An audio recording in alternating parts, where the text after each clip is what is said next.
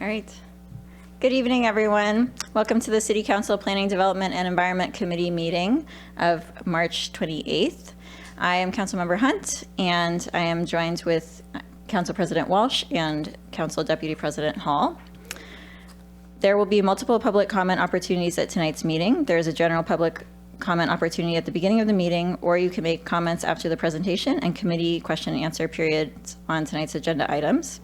And as a reminder, there will also be a remote aspect to our meetings. Both staff and members of the public may be participating in tonight's meeting remotely via WebEx. So we will start this meeting off with public comment. Again, there will also be public comment after the two discussion items this evening. Members of the public may address council at this time in person or virtually. Those who have signed up in advance to make comments will be called on first. And if you have joined us virtually and would like to make comments, please raise your virtual hand. If you are on the phone, please press *3. And if you have joined by computer or smartphone, look for the hand icon. This varies by device. One option may be to go to the participant panel and choose the raise hand icon in the lower right-hand corner. And if you are in the room and did not sign up, I will ask for other speakers before closing this part of the meeting. So I believe we do have members of the public who are wishing to speak, so I'll give a few more guidelines. Citizen comments are an important part of the public process. We take them seriously and factor them into the decisions we make. Please direct comments to the whole committee and not individuals. And while this is not a question and answer session, we will contact you to follow up if needed. Please unmute your microphone, which is the button on the podium up there, or step up to the lectern, and please state your name, address, and relationship to the city. Please speak clearly and pause frequently, and please limit your comments to 5 minutes. And if you are attending virtually and do not respond after your name or phone number is called, or if your connection is lost, the meeting will need to proceed. You are encouraged to rejoin the meeting if able. City Clerk, can you please identify the first person who has signed up to speak? Yes, Chair Hunt. The first person who has signed up to speak this evening is Eric Olner.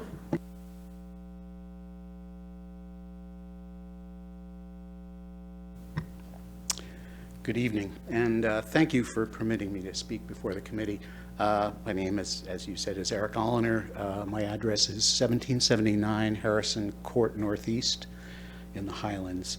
I'm a board member of the Issaquah Food and Clothing Bank, which partners with the city and other community benefit organizations, and whose mission is to unite our community in nourishing and nurturing individuals by removing barriers to healthy food, vital resources, and connections to essential services. We've been in discussions with city staff about how we can continue to serve our community and support the city's Human Services Department's strategic plan. As our community needs have grown, the Issaquah Food and Clothing Bank has continued operating in a facility that is too small to accommodate the services it currently offers, and is constrained by space from becoming the kind of multi-resource center that supports that strategic plan. Due to those physical constraints, we've been forced to use multiple off-site facilities for inventory, thereby introducing operational inefficiencies, logistic issues, and multiple vehicle trips through the city, all of which we hope to significantly reduce with a facility expansion. Our space constraints limit the number of neighbors we can serve in our market at any given time, and often result in long wait times. Currently, we have no space on site to meet privately with individuals seeking essential and sometimes highly personal resource referral services.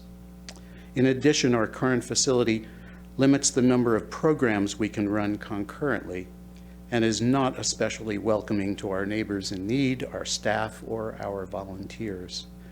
While it is ideally and centrally located in the heart of downtown Issaquah, the food bank is unable to expand to meet these burgeoning community needs without some modifications to the city's land use code, specifically its parking requirements.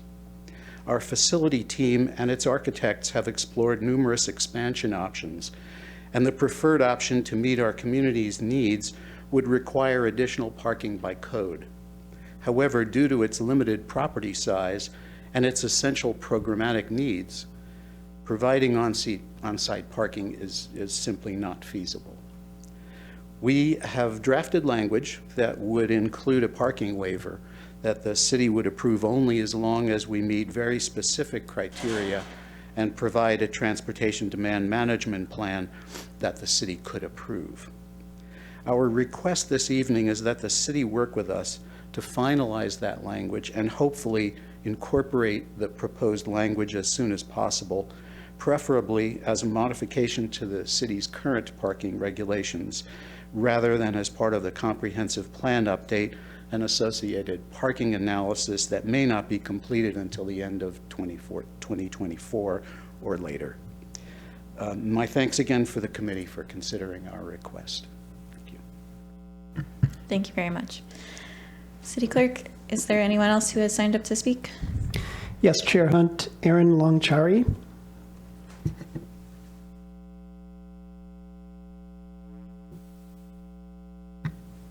Hi, thank you, committee, for hearing our public comments today. I am the Director of Operations and Programs with the Issaquah Food and Clothing Bank.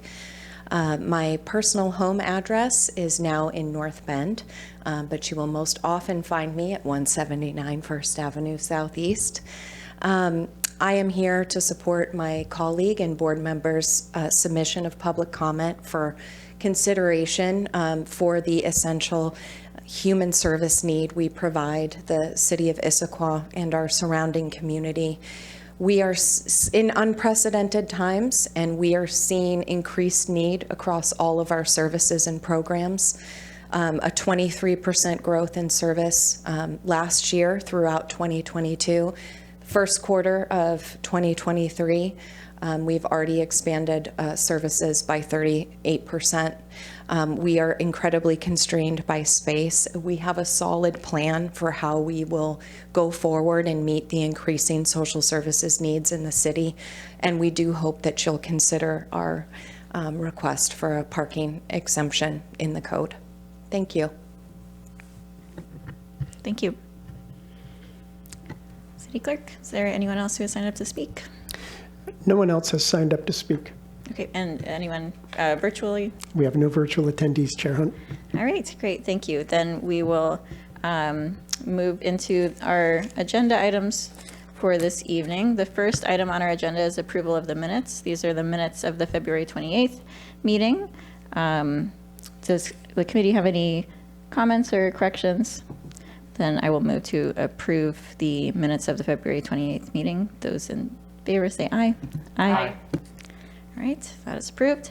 And then we have our two agenda items. The first one is ID 1340, Public Contractor Code of Conduct, and this will be presented by Director Moon and Director Watling.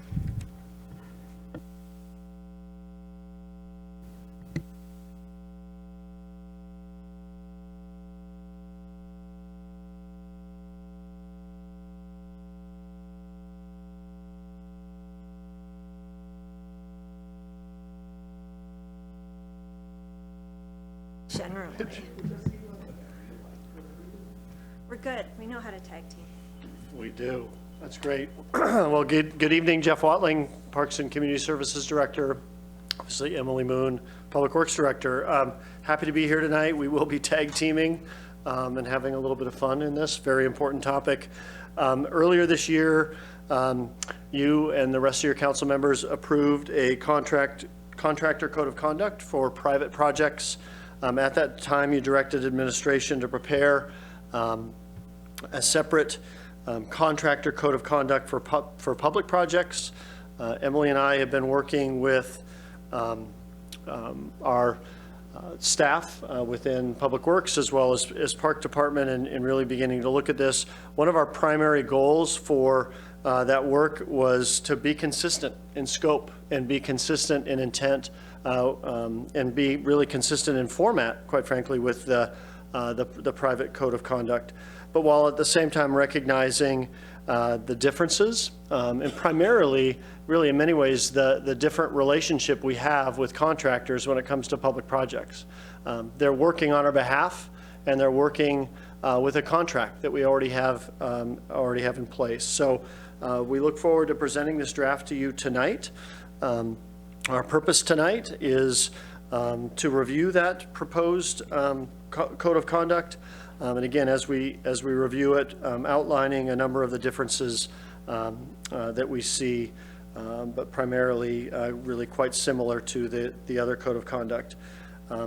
Another important point to note, and our purpose is to really outline and reinforce the scope of this proposed draft, and that's really to describe how contractors should carry out construction projects while mitigating public concerns and issues. Something that I think you're going to hear from both Director Moon and I tonight on a couple of fronts is some really, really important context to remember, and that's that the contractor, when it comes to public projects, is really playing a very focused role in that capital project. They're working on our behalf, as I said earlier. They're doing work on behalf of the city.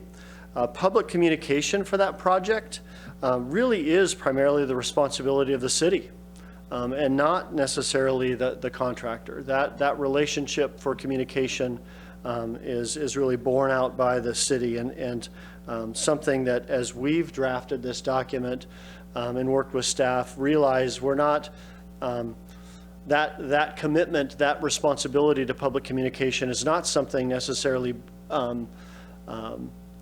passed on to the contractor. I bring that up because Emily and I have both been working very closely with our project managers and our teams in both Parks and Public Works Department, really seeking ways to better standardize our communication plans and communication plans when it comes to the full breadth of city capital projects, and recognizing all aspects of the capital project, from planning and concept through design and permitting, and then finally construction.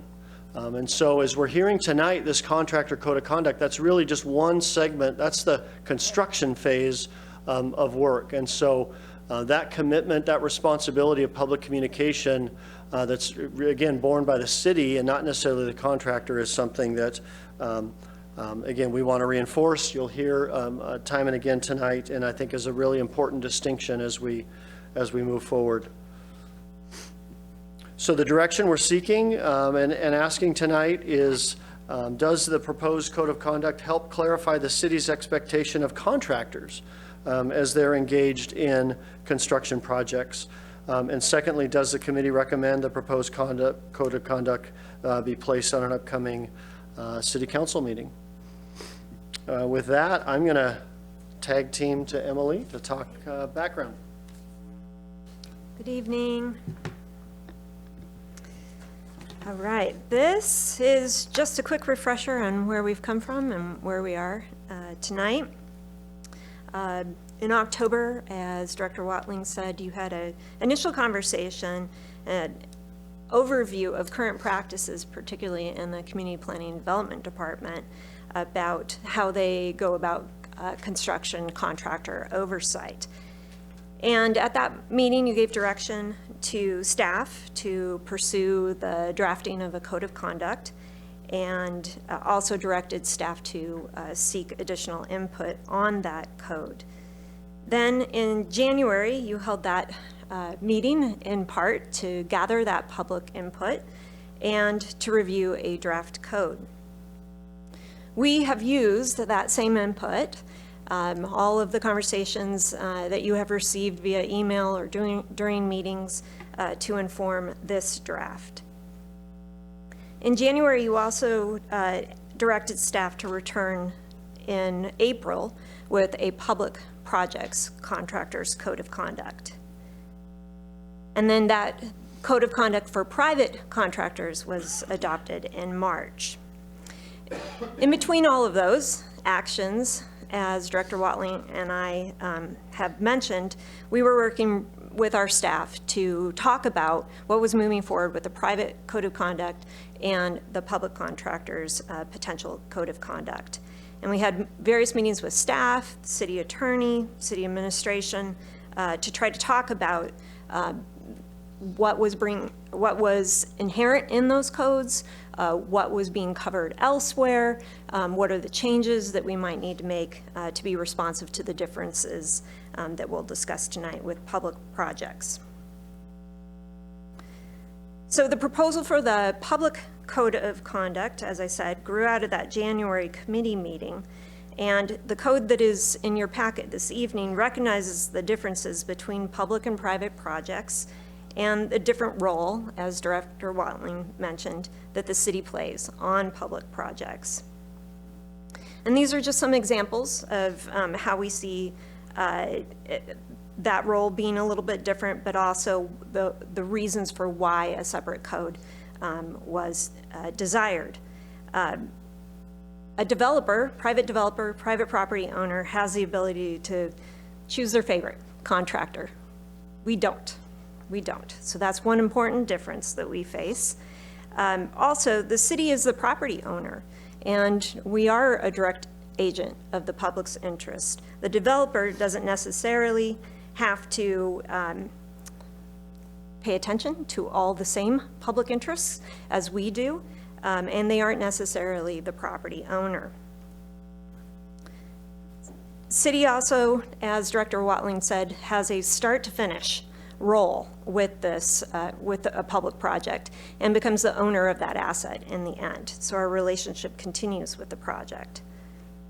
And then lastly, the variety, the location. All of our projects are extremely diverse, and that really led to how we are shaping this public contractors code of conduct. Our work is not confined typically to a single public or private parcel, and often is taking place in the public right-of-way, which is messy. It's odd-shaped at times, for example. This is a really long laundry list, but sort of speaks to the role that we play from beginning to the end on a project and how that role is different on public versus private projects.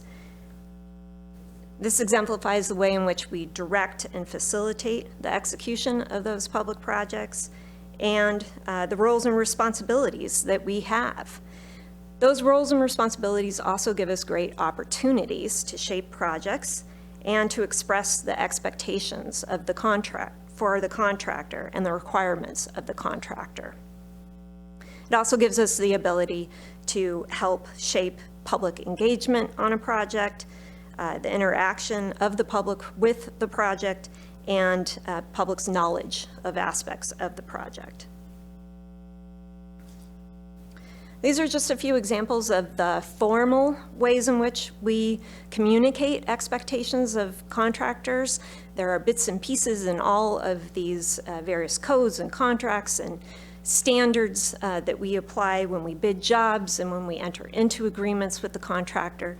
So just wanted to mention we have a lot of formalized tools that govern the behavior and the way in which contractors carry out our projects. Community Planning and Development reviewed some of their practices for sitting down with contractors ahead of construction and walking through these sorts of elements. We, on the public side, public project side, do very much the same sort of thing. We sit down with contractors and really make sure they have clarity on the rules that are governing how they work on the project. Our pre-construction meetings are very thorough. There's a lot of documents that change hands, but that's only one of the ways that we communicate those expectations. Those documents and meetings typically go over topics like approved construction hours, environmental protection measures, utility impacts, public relations and communication, traffic control and pedestrian safety, and a whole lot more. As the project owner and the regulator on the project, we also have the ability to take significant steps and to ensure accountability to city standards and expectations. The proposed code of conduct in your packet tonight is another tool, and it's another one that we can use to reinforce the primary objective that we all have, that contractors be good neighbors.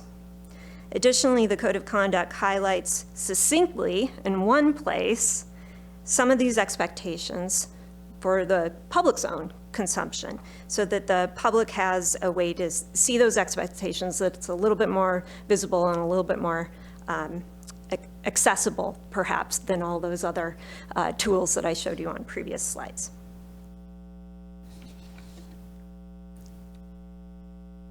So I spoke about how our public projects are really varied. There was a big list to help describe how varied those projects are and some examples of projects in your packet. But they do vary in terms of the size and the location, the visibility, and their impact. And one very important variable of difference, I think, is where those projects are taking place. By nature, they are on public property, they're in the public right-of-way, and as such, we have an impact every time we do a public project. In addition, there are different rules. Just one, by way of example, is our hours of operation, hours of construction can vary more for public projects, particularly if those are emergency or maintenance activities. So that's an important difference. And again, that relates to where projects are typically taking place when they're public projects.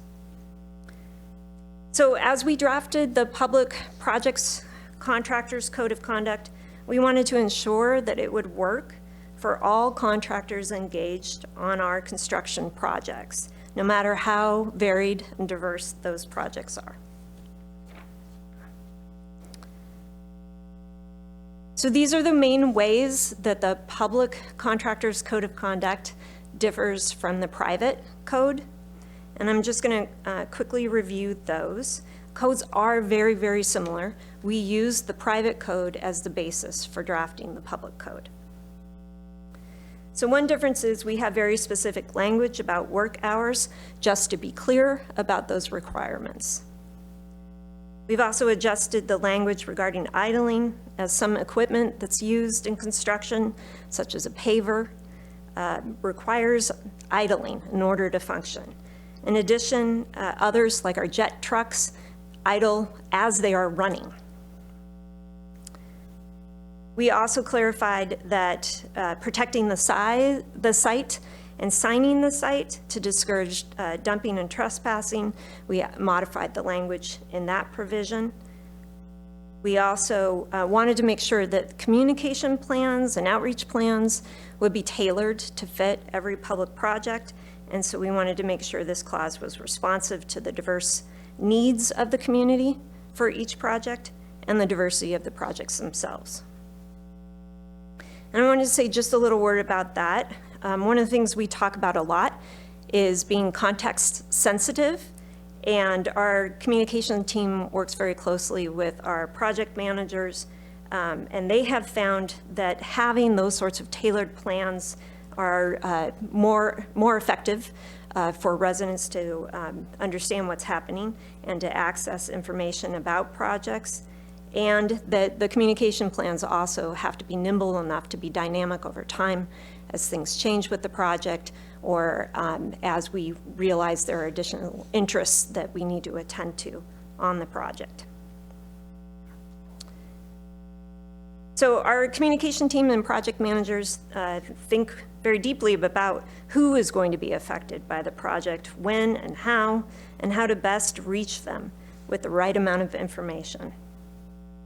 We believe that poorly designed tools and plans don't meet the public needs. And so we work hard and are continuing to work hard, putting a lot of effort into improving our communication plans, standardizing our approach in that we are requiring every project have a communication and outreach plan that is responsive to the nature of that particular project. We also modified the language regarding access, as the nature of the work in the public right-of-way often means we may affect the public. We may affect driveway access as we are repaving a cul-de-sac, for example. And we sometimes affect emergency vehicle routes. We work very closely with public safety to make sure they know what's happening, when, and to work with them on any detours or mutual aid needs that they may have. Lastly, we also clarified the requirement for temporary pedestrian facilities, again, to be in sync with federal, state, and local codes.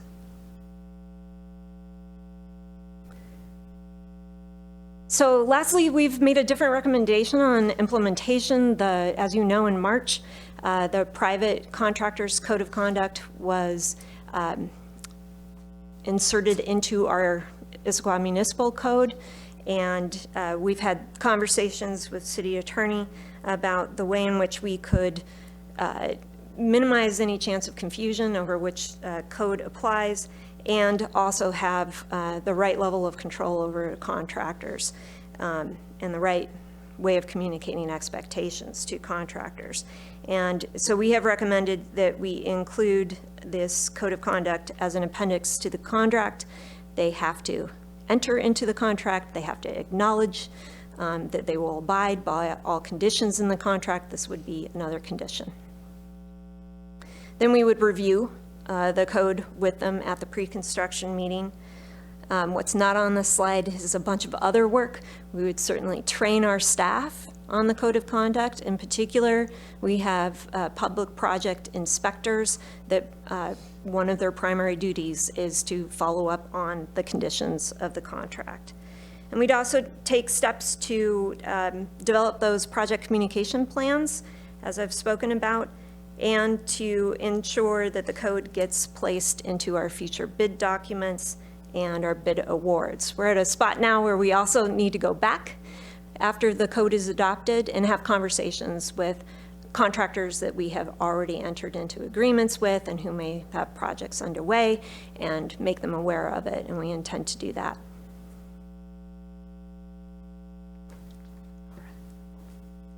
Oh, this is me, sorry. All right, we gave you three options. The first option is to, of course, review this, give us your input. If you are satisfied with it or with some minor changes, direct us to bring it back on consent. Second option is to have it under regular business, if you'd like to discuss it with your colleagues. And then the third is, of course, to ask us to go and make more significant changes and come back to you in a future meeting of this committee. Keep going, okay, oh God. Okay, sorry. Administration would like to recommend that you do provide us with that feedback and that we place this on consent agenda. We're eager to get it underway as soon as possible. We do have a busy construction season coming up, and we'd like to focus on getting the contractors well informed and those projects off to a good start.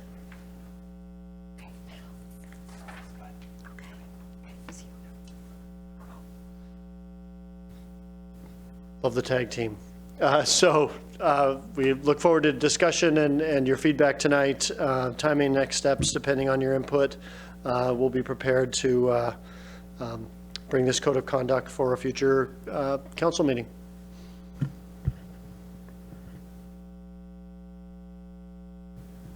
And direction needed. As I said earlier in the introduction, does the proposed code of conduct help to clarify the city's expectation of contractors engaged in city construction activity? And do you recommend the proposed code of conduct to be placed at an upcoming council meeting? With that, we welcome discussion. Thank you. Okay, so we will go into questions and then we will have public comment on this item. So questions, Council President Walsh. Thank you.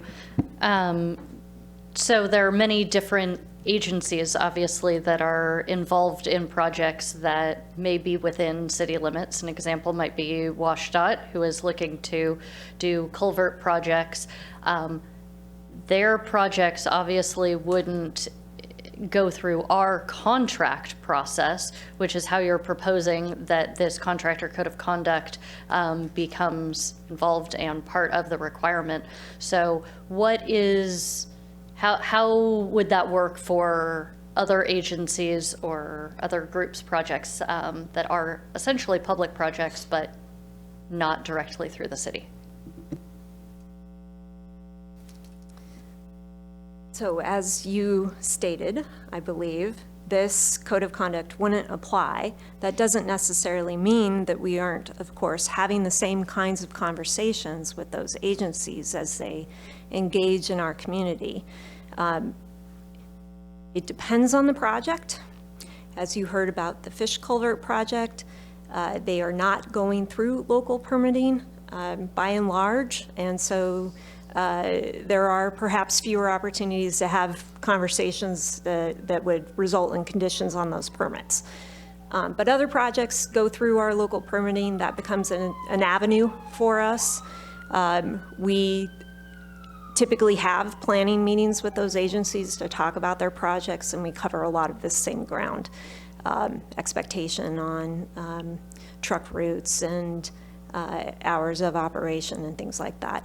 But for many aspects, it's not necessarily our code, particularly when we're talking about the state, that applies. It's their own rules for their contractors that typically apply.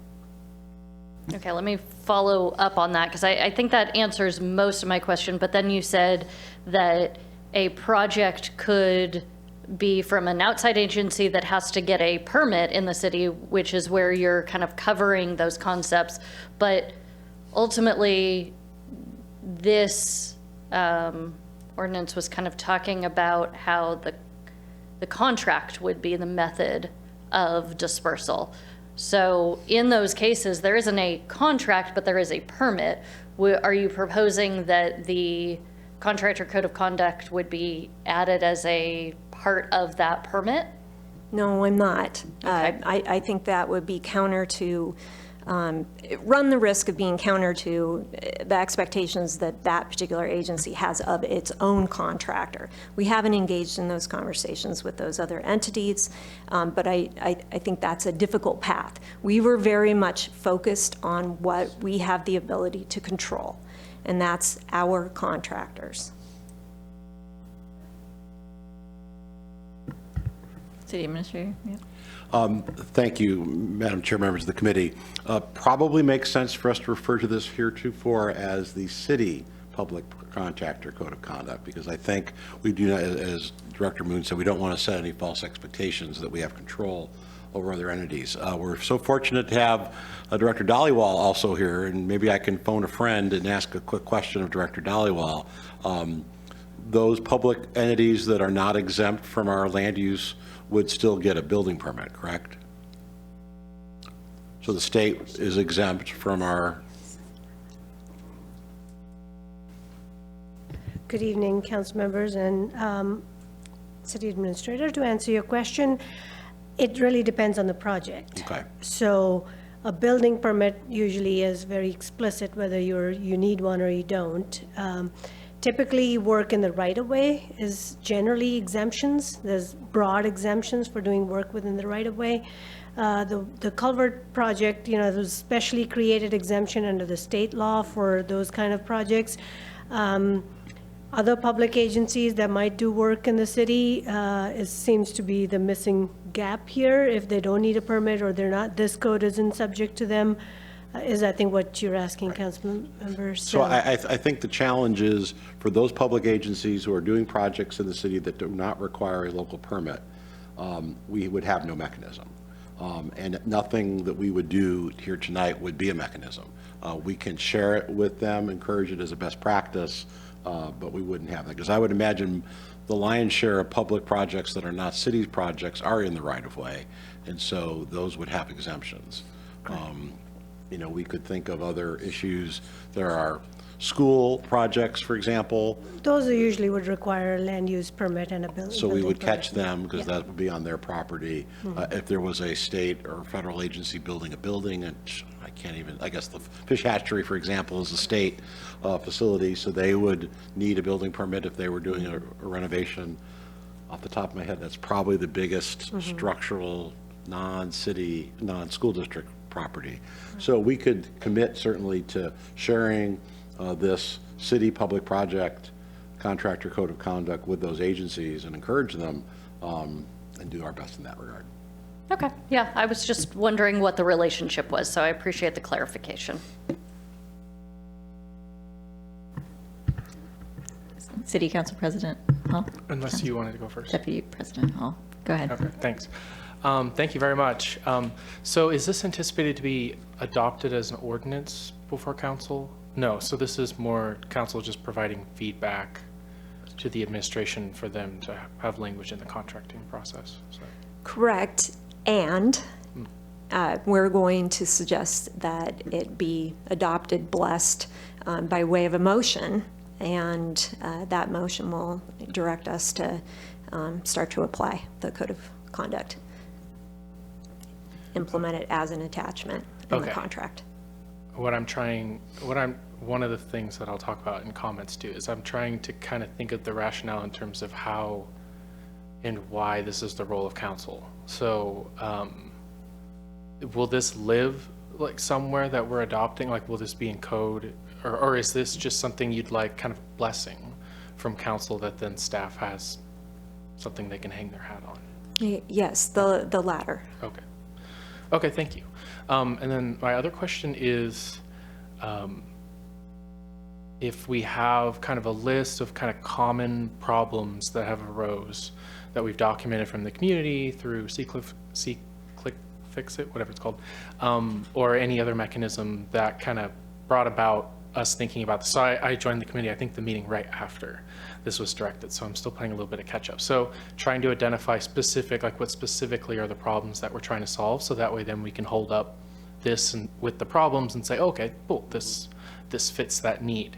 So do we have like some sort of document, or do you have a good summary of kind of some of the problems that are common that would be fixed with this? I think we have a good sense. There's a pattern. That's what Director Watling and I are focused on. It often in my department has to do with issues of traffic control. I think that information is getting to us. You know, what are the issues and concerns? It comes to us from our own conversations with community members. It comes via emails sent to you with copies to us. It comes to us through C-Click Fix, as you suggested. So I think we're getting that information. And furthermore, we are having conversations with our staff about it. We're making sure that I, as a new department director, have sat down several times with my team over the last few months to say, here's where I hear we're not doing well. Let's talk about how we can get better. And then we are in the process right now of shaping up all those tools and practices in order to execute better in the future. So I do think we know. Yeah, if I could add to that, you know, what we see as sort of typical C-Click Fix issues within park and trail projects, obviously those are happening off right away, are, you know, contractors either, especially if a contractor is working in a specific area in a park, they're not securing that specific area of the park, or we're seeing maybe construction litter falling on into other areas of the park. I think to also emphasize what Emily said, you know, the nice thing about the contractual relationship we already have with these contractors, we're meeting with them weekly. So as we're hearing those issues, the next weekly construction meeting, that's being addressed and being talked about. If not, that's that same day. So there's that instant ability to follow up. And then also to emphasize Emily's point, when it comes to, as I was saying in the introduction, the public outreach and communication side of things, that again is more our responsibility and less the contractors. We too in parks are continuing to learn and continuing to look at how we improve that process, and look forward to having, as I said in the intro, a communication plan that not only bridges construction phase of a project, but construction addresses how we do public outreach on the planning and visioning side of a park project, all the way through design and permitting till once we're finally constructing it. And just to put a finer point on it, when I was hired as city administrator in 2019, Councilmember Chris Ray said my number one complaint is how contractors behave. And many of you know that Councilmember Ray lives in Tallis, so there was a lot of issues going around near there. So that is how that got on our work plan.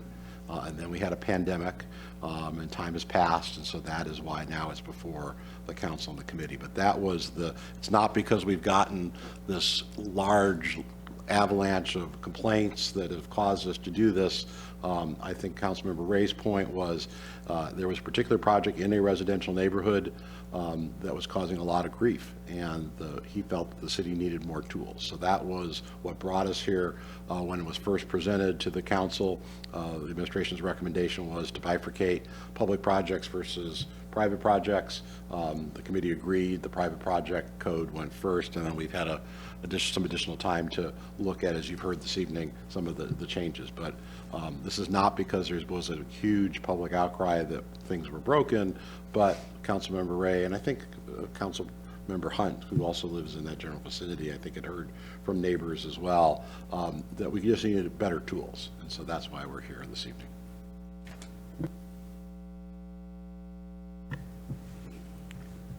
Okay. I have a couple of questions. The first one is the changes to the idling clause were explained earlier. It seems, I mean, couldn't those same machines be used by a private contractor? Yes. Okay. So second question would be sort of similar. So there's this change to temporary walkways will be clearly marked and clear of obstacles. Then that's in the private version. In the public contractor version, it says temporary pedestrian facilities within the work zone must meet the accessibility criteria of the WashDOT Design Manual, Chapter 1510, to the maximum extent feasible. I guess I'm just it seems much clearer, and so I'm wondering why that change in wording, and why it wouldn't apply that we should have the walkways be clearly marked and clear of obstacles.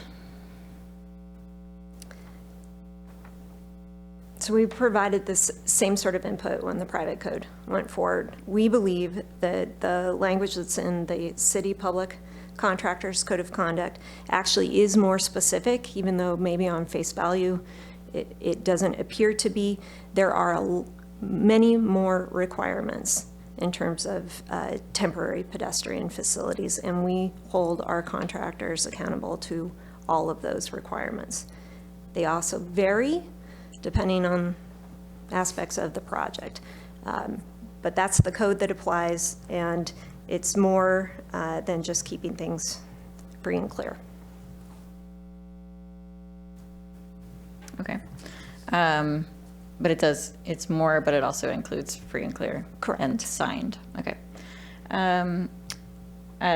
You mentioned that this was run by the city attorney, and is it an option is it a recommended against putting it into the city code, or what were the thoughts? And maybe this is a question for the city attorney, but that was my question. Would it be legal to do that?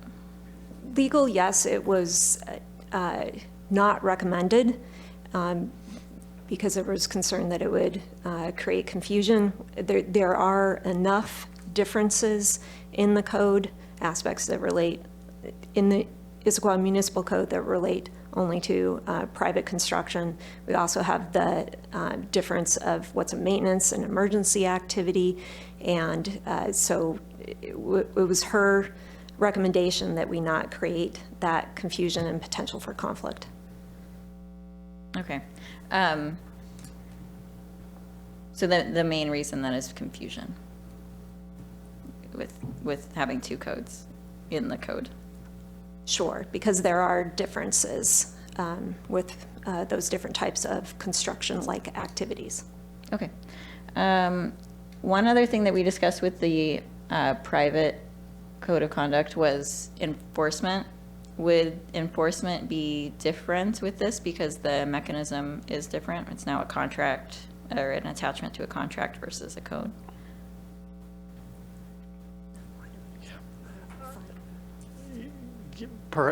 Likely different in that, again, you know, our first course of action for enforcement is the construction contract we have with them. They're working on our behalf. And so, whereas a private contractor, we don't have that direct construction contract. So that gives us a little bit more enforcement ability than private. But at the same time, code enforcement, code actions, a number of those things are just as applicable to public projects as private projects. Okay, but it would be enforced in a different way because it would probably, you would first go to the contract and work it out. But maybe, perhaps, right, it depends. I mean, there have certainly been instances where there's been code enforcement done on a public project. So I wouldn't say it's always different. We just have, there's some additional mechanisms for enforcement. We pay the bills. Yeah. So if there's a problem in a construction site, usually when whoever the owner's representative is says, cut it out, they generally do because they know we pay the bills. Yeah. So if there were a part of this that was not in the code though, because some of this is also already in the code, I believe, as requirements, so it just sort of puts it in one place. But if there were something that weren't in the code that was in this attachment to the contract, then it would not be enforceable by code enforcement because it's not in the code. So that's, I guess, what I'm getting at. There is a difference because of that.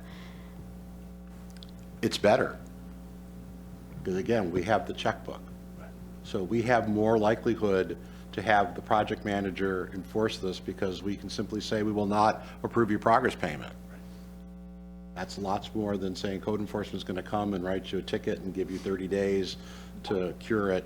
Most of the things in both of these codes are not so significant that we would have a stop work order on this. So I think as you've heard from both Director Watling and Director Moon tonight, there's a lot more force in a city public project code simply by attaching this to the contract.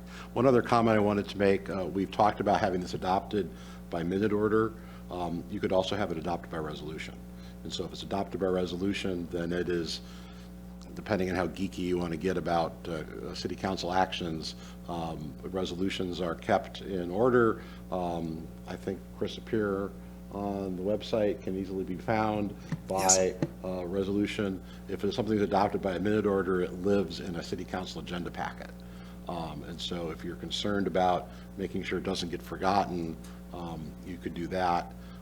We could talk about non-codified ordinances, but the city clerk would probably come from home and be very upset with me. But I think if you're looking for something more substantial than a minute order, I think a resolution might be something you might want to consider. Thank you. Okay, thank you. Do we have any, oh, yes, go ahead. Just following up on that quick question, because I think my concern is actually the opposite. That way we might be structuring it too much. Because I guess when I think about the roles and responsibilities of the administrative body and council, we approve the contract, but the writing and the signing and the management of contract comes from the administration and the mayor. So do we have any concerns that, this, if we were to adopt it in a way that is more structured like a resolution, that we'd be tying the hands of future administrations in a way that's not really in accordance with the role of our two bodies? Well, the council's adoption of any policy item is equal. They carry larger force with a resolution in that, generally speaking, it's something that's separately written, it's separately numbered. But by force, I think, and again, Tisha would correct me if I'm wrong here, has the same weight. You get to an ordinance, that's the next level beyond that. And unless there's some penalty included in there, then the weight would be equal on the ordinance side as well.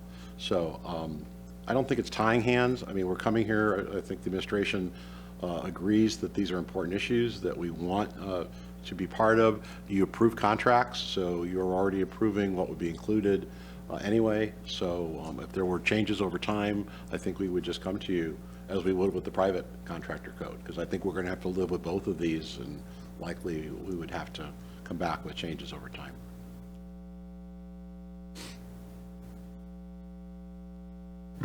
Okay.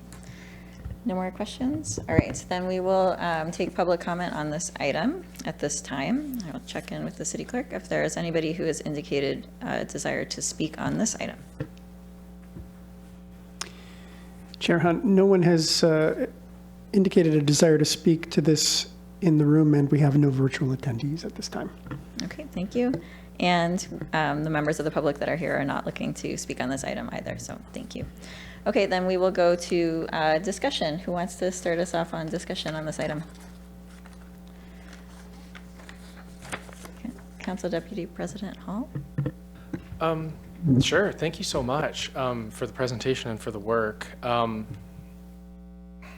don't know, I feel like my comments will be a little bit different. I mean, if you're asking me these two questions, under direction needed, I would say yes, it does clarify the city's expectations and those of the contractors engaged in our work. I don't know if, and then, you know, yes, we'd want to approve it at a council meeting. But I don't necessarily know myself if this solves the problem or not, and like what exact problem that we're trying to solve with this. So I trust that the problems that are developing in the community are making their way to the right staff members, are showing up in those weekly meetings that you're having with those contractors, and that's great. But I don't necessarily know myself if those documented public impacts are being addressed by this. But again, I also don't necessarily know if it's necessary for me as a council member to know that as well, because I see this really more as an administrative function to add this to a contract, whereas the council and the mayor and the administration are pretty much all in alignment on what constitutes constructing in the public good. But I just don't necessarily know if this particular set of priorities and actions, or I should just say, you know, language in the code of conduct addresses any particular underlying problems that we seek out to address in the first place. So I'm kind of having a hard problem with that, and I'm interested in what the other committee members think of that. And I'll just leave it at that point for now and maybe come back for round 2 comments after. Okay. Well, one thing that this committee can do is we can request additional information, or we can request that this come back to the committee with changes or with additional context. So that's something that we could request. It does have less, I think, I believe it has less context as far as the community concerns that we were trying to address in the original bill, and so, or in the private code of contract bill. So at that time, I think we had more discussion about, you know, how is it going to be enforced and how is it going to actually fix these problems, and then also that first part about what are the problems that we're trying to solve. So I think because we on the committee had that discussion, this is very similar. It does, on its own, it feels like it doesn't have as much of that context. So we could definitely ask for that context to come back on this. Yes? When this was first discussed by the committee, the administration's recommendation was to separate it, because I think, as you've heard tonight, we feel we already have a lot of tools as the property owner and as the organization contracting. But at the same time, I think we've heard, and I think Mayor Pauly agrees, that we want to hold ourselves to a higher standard. As we looked around the country for these types of code of conduct, we didn't find a lot. There were some communities that did, certainly, but many communities, as we did our investigation, simply said, here's all the things we already have within our code. We already have staff working with contractors, either for, you know, through a building permit process, instructed inspectors, or through the ownership process for public projects. So we came back with what we thought made sense, but we knew clearly there were still 2 separate things. So really, part of this is holding ourselves to a higher standard. I think we have seen projects, again, like the Talus one, where you have established neighborhoods, people living there, and right next to those homes has been an ongoing construction site. So that's an unusual occurrence that many communities probably don't find themselves in. So certainly, I think the administration's happy to not move forward with this and keep the private contractor one. But the reason we're here tonight is I think we felt it was appropriate to hold ourselves to a higher standard. We wanted to explain sort of how the pieces all fit together. But it's not, again, because we're hearing wild complaints. It's because we're sensitive to our neighbors. I think we, as a community, hold ourselves up to a higher standard on a lot of different issues that many of our neighbors don't. So that's where we're coming from. But this is not because SeeClickFix found a spike in complaints. That's not why we're here tonight. Yeah, and I think from my perspective too, when we had that conversation, we just recognized that the code of conduct was specifically for the private sector, and so we, realized, well, we should probably also consider as a separate item what we do with the public contractors, and so then this came back as well. If you're addressing part of the developers and part of the building community, we felt we should also consider something on this. So that's the other context piece. So I had a couple comments fairly unrelated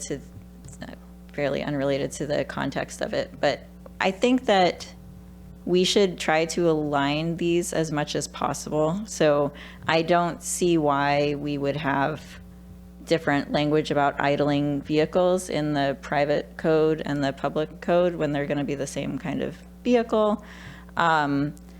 It seems to me that in some cases there's the plain language version in the private code of contractors version, but if it's actually more specific and more informative to have the language from the public version, then I think that's fine. If there's no, like also with the temporary walkways one, so the language is different, but it's meant to address the same exact intent. So I don't think we should. I think we should consider aligning them. That would also address the confusion, although I know we're not recommended to put this in the code, but if they were very, very similar and then there were just a few exceptions for public code of conduct, then I think that would address that confusion issue that was mentioned earlier as a reason to not put this in the code, although I'm okay with not putting it in the code because of the contract, because the contract could be a stronger way to enforce it. And then my other comment is that there are a number of places where this says as feasible or as required by the city, and it seems to me that leaves room for interpretation or for exceptions or for confusion. Will it be required by the city or not? We don't have the same number of places where it says as required or to the extent possible in the private code of conduct, the private contractor's code of conduct. So I would like to, if those remain in this, I would like those to be explained more. So if it says as required, then say what are the sort of criteria that are going to be used for determining whether it's required or not, to clarify. So those were my two sort of overarching comments. Go ahead. Okay, let me get my stuff up. So when I think back to what I've heard from the community about what some of the problems they've experienced are, some of it comes down to, the impacts on Newport Way and how that area has been under public construction for a long, long time, and not having as much of the ability to know who to contact, know how long, a lot of that comes down to communication. There's other things like not blocking driveways, noise, work hours, traffic management, trash, those types of things, which I can see addressed in this. And so I think ultimately this is good. Whether it ends up as a specific contractor code of conduct, or we just say, hey, let's make sure those things are in the contracts, I'm really agnostic on that. But I think being able to communicate to the public that, hey, we're doing these things, that's really important. But I don't think the contractor code of conduct addresses some of those other things which you guys related about the city's communication. And so I think understanding that that's a city job and not a contractor job, it doesn't belong in the contractor code of conduct, but it does bring up this concept of, should we have standards around signage and contact information on our private projects, or on our public projects? It's ours. It's our private stuff, yeah. On our city projects as a way to ensure that people have emergency contacts or contacts that they can talk about so that they know when the project is intended to stop. And I personally was just in Bellevue the other day, dropping my son off at a activity, and I was driving past an area where a pedestrian ramp was torn up, and there was a nice little Bellevue A-frame that said, "This is the utilities department. Here's why we're doing it. Here's who to contact." And I have to say, there's a lot to that. It adds pride to see that your city is doing something to improve itself. It makes sure you know that that's official. That's not just, somebody went down there with a hammer and knocked it down. It gives you an understanding of why the public right-of-way is impacted and all of that. So I guess what I would want to see is you've talked a lot about that communication plan and how you're working on that.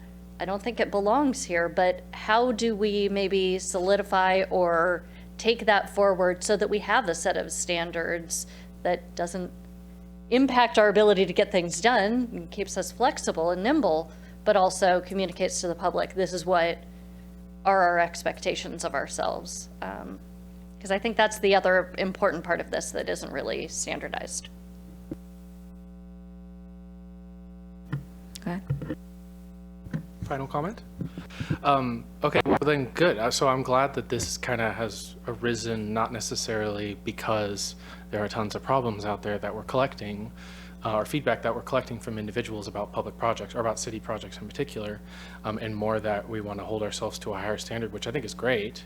I just wanted to make sure that we were addressing concerns if they existed. And it sounds like, staff are well on top of concerns as they come up, and we have these great tools weekly, which is crazy to me, to address them in real time with our contractors. So that sounds good to me. I guess then my ask would be that we could consider this almost a living document too, whereas if concerns, if we're finding that particular concerns over time, things evolve, things change, maybe there's a particular concern that's really hard to work out with a contractor and we don't want to withhold money, we don't want to go all the way there, we come back and revisit this document and update it. And I guess doesn't necessarily need to be that the council updates the document too, but the administration with their own role can also just update contracts as that goes on and as we identify new problems. But otherwise, then I don't have any problems moving forward with this. Although I do agree with the comments that were made by both the chair and the council president. Thank you. Okay, thank you. Chair Hunt, Yeah, might I? go ahead. I have made an error. There was a last revision on the idling provision on the private code, and they are identical now. Okay, great. Thank you. That fixes that one. So when you said you made an error, there's a different version that's identical. We were working off of a lot of different versions and many staff members with their hands in the pot, trying to provide comments on drafts, and I just missed that had been corrected, that the private code had been changed to reflect input from the public projects team. Okay, so I'm just asking, is the code in our packet, the code in our packet is correct? The wording The in our code packet in is our, correct? in the packet is correct, and that provision is identical to the one that you adopted for the private code of conduct. Okay. Great. So, thank you for that clarification. So I think the comments about the signage are interesting. We do have wording about the signage, and it says city staff will shape and direct the communications and outreach plan for city public projects. It is perhaps unusual to have, wording about what the city is doing in the, because it's not the contractor, it's something that the contractor is going to do. But I do think, I think maybe it's worth rewriting this so that it's about how the contractor is going to make sure that the sign is standing and visible, and that they facilitate that, whatever the role of the contractor is in making sure that the signage is maintained. It seems like that might be what we need to put here, and then, as Council President was saying, we need to have separately, there needs to be standardization or a plan for that communication. But I think that would make more sense to me anyway for this document, since it is intended to be for the contractors. That makes sense? Okay. Okay, so we have some feedback. I think it requires rewriting some things or adjusting some things. Do we have any additional feedback? I'm wondering if this should come back to committee, or if this, or what we want to, what's our Can I ask consensus a on few this? questions? Yes, go ahead.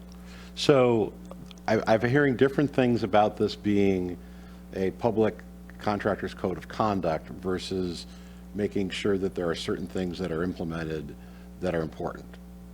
So would you feel more comfortable with us coming back with a more fleshed out communications plan that talks about signage and where we would use it and how it would be used and how a website would have all of that, and less so about some of the other details? I'm a little unclear from the conversation where we stand. I mean, gosh, if you're volunteering to put together information on what the communication plan is, I think that satisfies some ideas. I personally don't think that, for me, is a stopping point to approving this with some of the modifications that we talked about. But I would certainly be interested to understand how we are kind of standardizing some of those things. So we could come back to it, the committee, at a future meeting and just talk about policy, because I think clearly that's an administration function versus a council function. So if we came back in a few months and said, here's a more specific plan, you're both okay with that? Okay. And so with that, then there's been, I guess, some questions about other modifications that you'd like to see. So are you prepared to perhaps just make sure we've got all of those and then pass it out and then have it go to the full council? Are we, or do we want to, the other option would probably be to have this come back to the committee if we feel it needs another touch.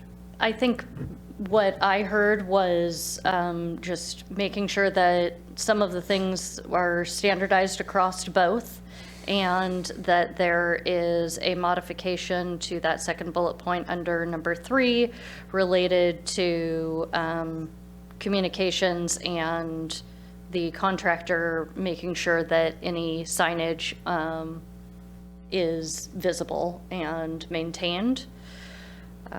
Other than that, I don't remember any other modifications that were needed to this. So if those changes can be made, I would be comfortable with it going to consent with the regular council rather than coming back necessarily. Okay, I have one question if we were to go that route. So are there cases where the contractor would actually maintain the like the schedule and the website and the signage? Does that happen sometimes? That they would do all that? For a public project? Not that comes to mind for me. When we build our new city hall, maybe. I mean, it would take something of that magnitude. The community center, city hall. Yeah, it would have to be a pretty large Some pretty scale. large project. Otherwise, it would be almost always the city. Okay, I was just wanting to make sure that we weren't, I think probably you, having worked on these much more, would know how to phrase the wording around the responsibilities of the contractor as far as the signage. But I think my point, which is based on the comments of Council President Walsh, would be just to separate out the responsibilities of the contractor so that those are what's in this code. But what we would likely do is that we would let the contractor know, this is what the sign needs to look like, these are the approximate dimensions, and most projects, they would provide it based on our request. I mean, there'd be some, if a contractor is doing a ADA curb cut, we may at some point do what you saw in Bellevue, which is, here's a standard sign that you just put out. But I think we would have absolute control over what it looks like, always. Okay, yeah, so then I think it just needs to reflect that, I guess, as, if the city directs you to make the sign and put it out, then that's the role then of the contractor. But right now, the way it's written is it's about city staff in the city staff's role, so. Okay, and then, yeah, my other comment is about the as required and to the extent possible. I think where we have that and it's different from the private code of conduct, I feel like if we're gonna put this in a contract, we should explain those as required and those sorts of things, and not have to have it be on a case, have more information about that and about how that criteria is going to be applied. So I would also ask for that when this comes back. So those are our comments. Got it. Okay. Other questions? Clarifying questions? So I would like to say I understand. I think there was intent behind having those clauses, and the intent was, again, to make sure that the conditions on the contract are responsive to the site issues, to the particular project, and the activity that's at hand. Whenever possible, for example, if we have an emergency, we will take action before giving 48 hours notice. So there are reasons for why we added that language, but that doesn't mean we're not specific with the contractor when they're engaged in the work or before they're engaged as a condition on the contract. I think one of the challenges we have with all contracts is that you have sort of this fixed set of criteria, and then you actually do the work.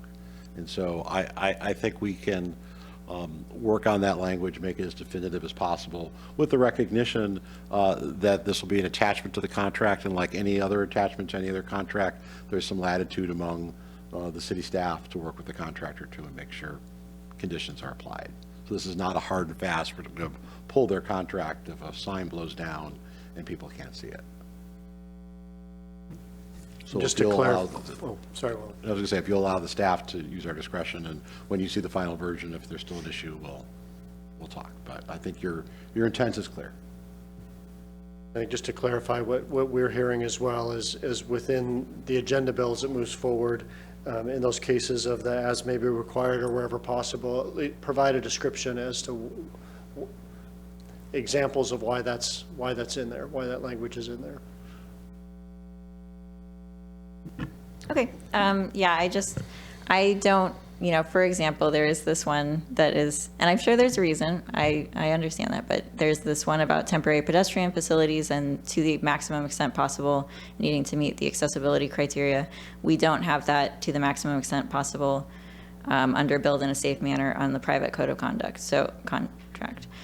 So I would just ask that we explain. I think if you have a pedestrian temporary pedestrian facility, I assume it will need to be clearly marked and clear of obstacles. And so, you know, having that whole thing say as possible just seems strange to me. So I would just ask for more clarity on those, especially where we have a change from the private code of conduct and the intent is the same, which is safety in both cases.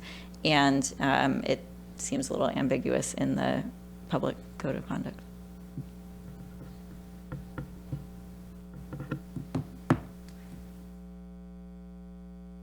Thank you. Is there any other discussion? Do we have any other asks? Did you want it to come back with some context about the bill, like the history of, because that could be in the agenda bill when it comes back, about that it started off with private code of conduct and. Well, no, because that context I understood. In the context around what the problem is and why we have a private code of conduct, I understood. But the public code of conduct, I didn't. Or the context for public projects, I just didn't understand. But now I understand it much more. So I think that's fine. My question, so did we decide on this coming to a regular meeting or coming back to committee? Or What do you think? I'm fine with it going regular meeting on consent, but I'm willing to hear others. So then just if we had an issue with any of the changes, we just pull it down off consent. No presentation, we might just give a summary to the rest of the council. Is that the idea? I'm fine with that. Okay. Okay, I'm also okay with that. All right, so we will put it on consent with the requested changes, and if we or our fellow council members want to pull it down, we can. Thank you. All right, thank you.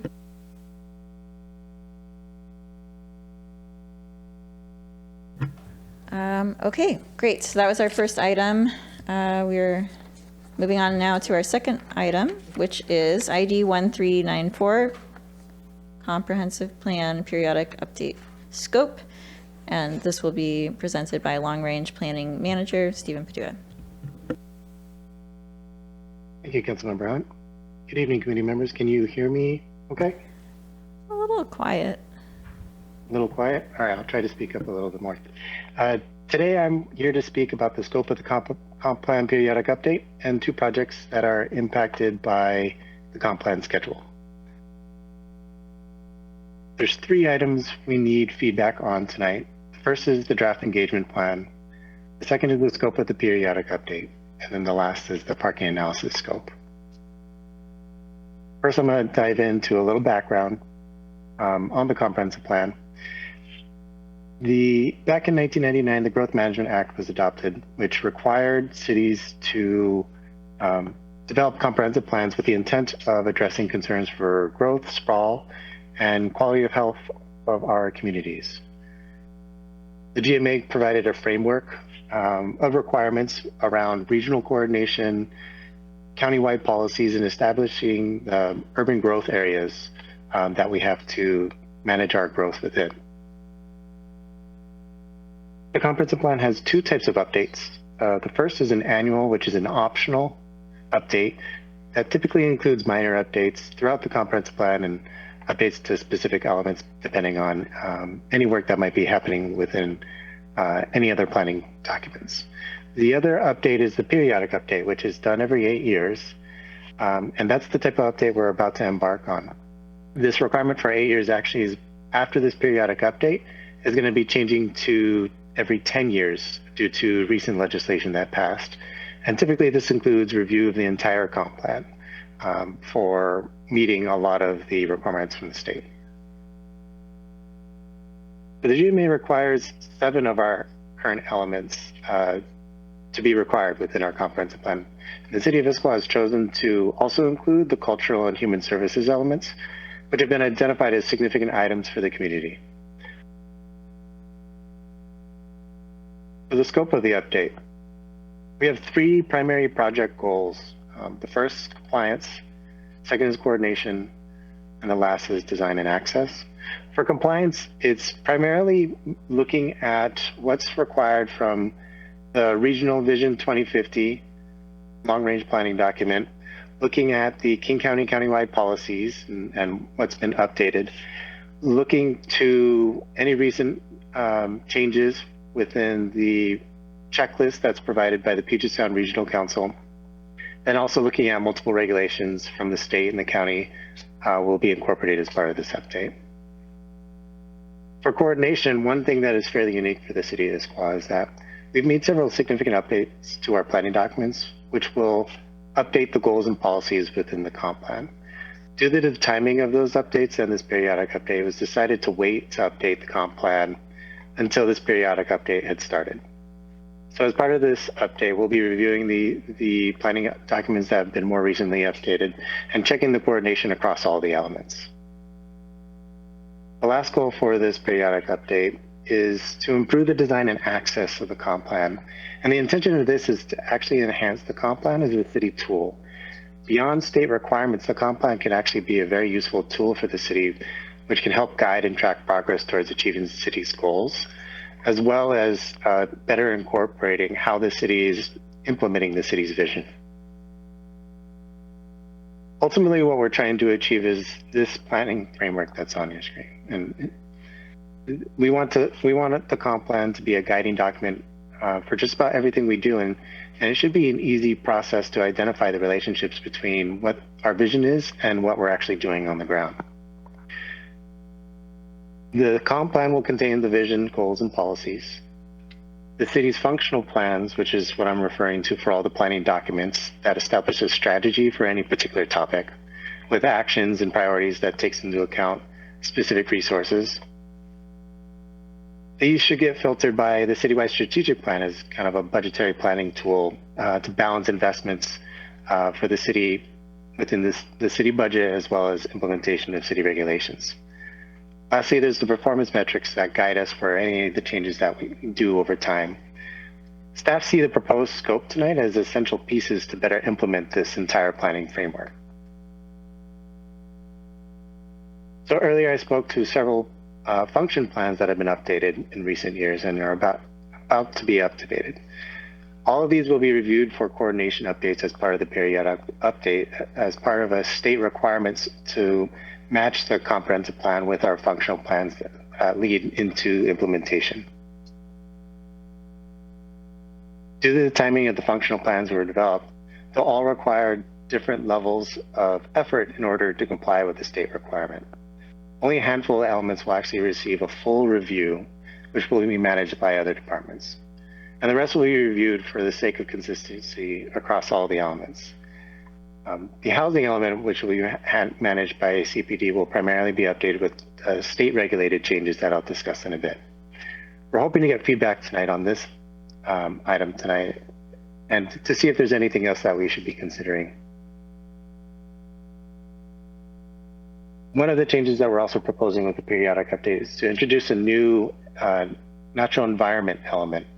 And the purpose of creating this new element is to actually simplify the comprehensive plan and how people access a lot of our goals and policies related to the climate action plan, as well as sustainability, preservation of the natural environment, and everything else that we're going to be working with the environmental board to identify with this new element.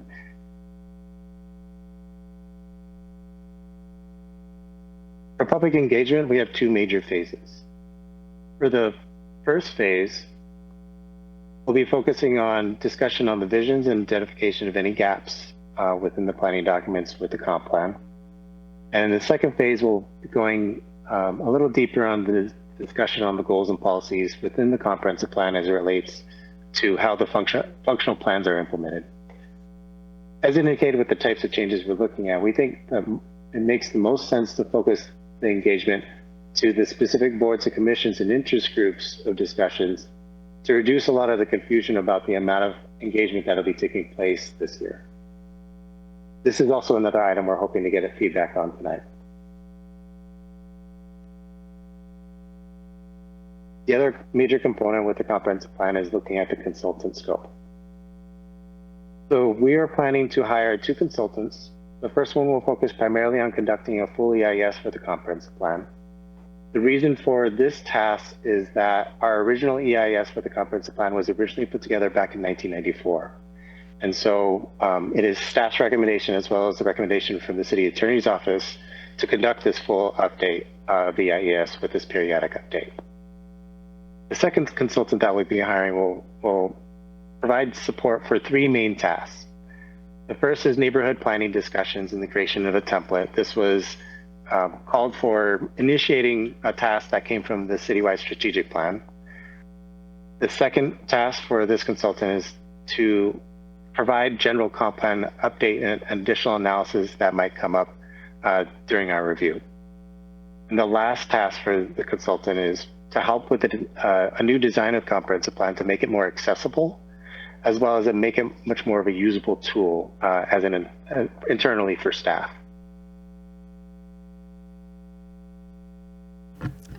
Could you For the go, neighborhood- sorry, can I interrupt for 1 second? Yes, please. Could you go back, could you explain a little bit more about what the neighborhood planning template is, or what that does? Yes, so for the neighborhood planning topic, we want to establish our neighborhoods and get started on creating neighborhood plans for each of the neighborhoods that actually don't have a neighborhood plan yet. The way our comp plan currently is written is we have adopted sub areas, and separately we use a different map for the neighborhoods, which have slightly different boundaries. And we want to consolidate all the work that went into the development of the sub areas in the neighborhood map and establish city neighborhoods and initiate the conversation on what should be going into these neighborhood plans and establish those policies within the comprehensive plan. Does that help answer your question, Councilmember Brandt? Yes, it did. And does this go above and beyond the requirements for the comprehensive planning process? It does, but it came up in last year's city budgeting process that we wanted to initiate the neighborhood planning process. And so we discussed it as actually bringing it up as part of the periodic update to initiate those conversations. So whatever we establish in the neighborhood plans, we can actually establish as policies within the comprehensive plan. Okay, thank you. Any other questions on this slide before I move on? Nope, and I don't see any from my colleagues, so you can go ahead, thanks. Thank you. So next I'll talk about the 2 projects which are Title 18 future updates that are impacted by the comp plan schedule. The first with housing, I need to explain our approach overall for housing as it kind of relates to how we want to address or scope the Title 18 future update for the housing analysis. Currently, we have the HAPPY grant project that is wrapping up, and we're going to have some recommendations that we think will influence some of the work going forward, as well as the part of the scope as part of that housing analysis. And for the comprehensive plan, we're planning to make 3 major updates for housing that are state mandates. The first is from House Bill 1220, which is adopted in 2021, and it requires language around emergency shelters as well as displacement policies. The second is a pending legislation item, House Bill 1110, which would require all jurisdictions to allow additional units in single-family zones. The discussion we've had with our lobbyists is that this is one of the House bills that is more than likely to get passed in this legislative session, so we're preparing the comprehensive plan for this update.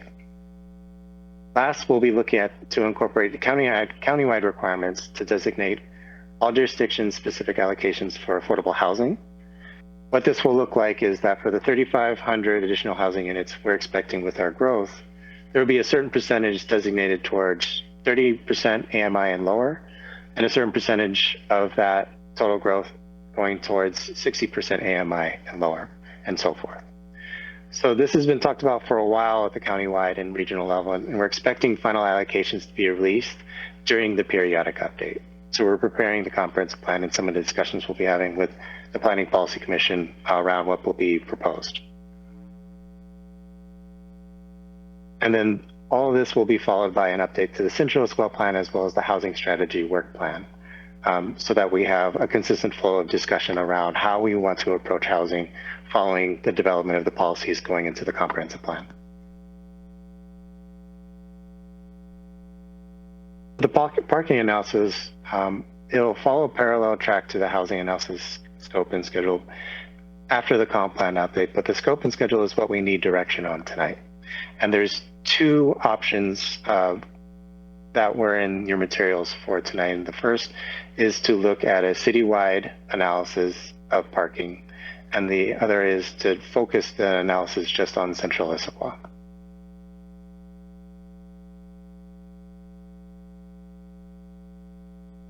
For timing and next steps, after today, we're going to be diving into each of the elements to start our review for compliance and coordination of all the elements.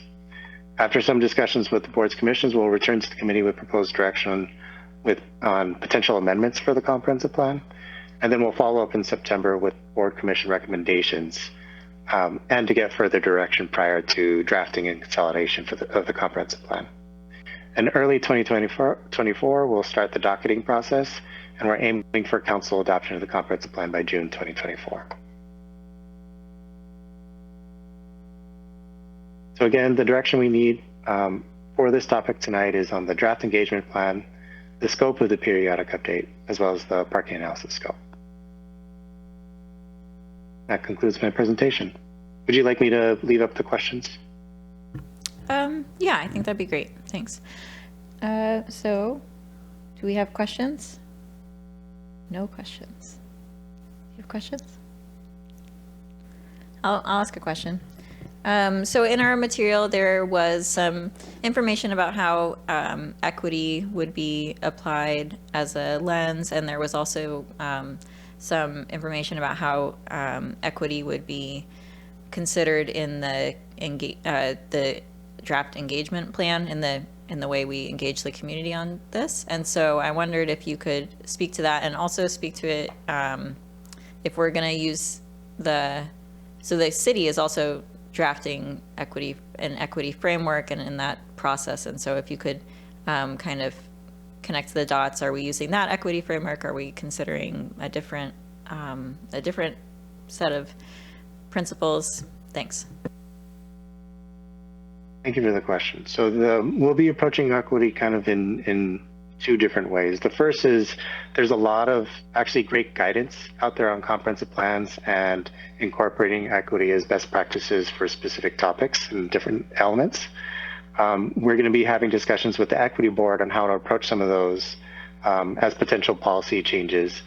And then ultimately, once a framework is adopted, we'll be taking a look to see if, depending on the timing, if we can establish the framework as a lens for the comprehensive plan as a whole. So that'll be later on in the process. Okay, thank you.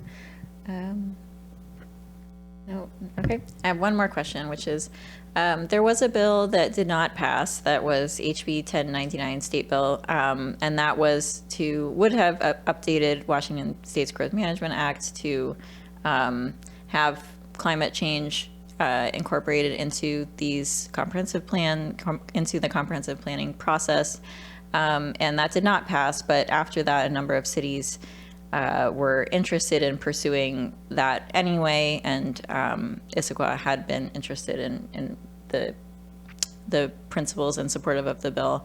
And so I wondered if you can speak to, is the plan to incorporate climate and climate change and climate action from our Issaquah Climate Action Plan into this comprehensive plan? Would that be compatible with what would have been HB 1099? My understanding and discussion with the sustainability group that much of what was going to be required from that bill is already addressed as part of the ICAP and incorporated in the land use element of the comprehensive plan.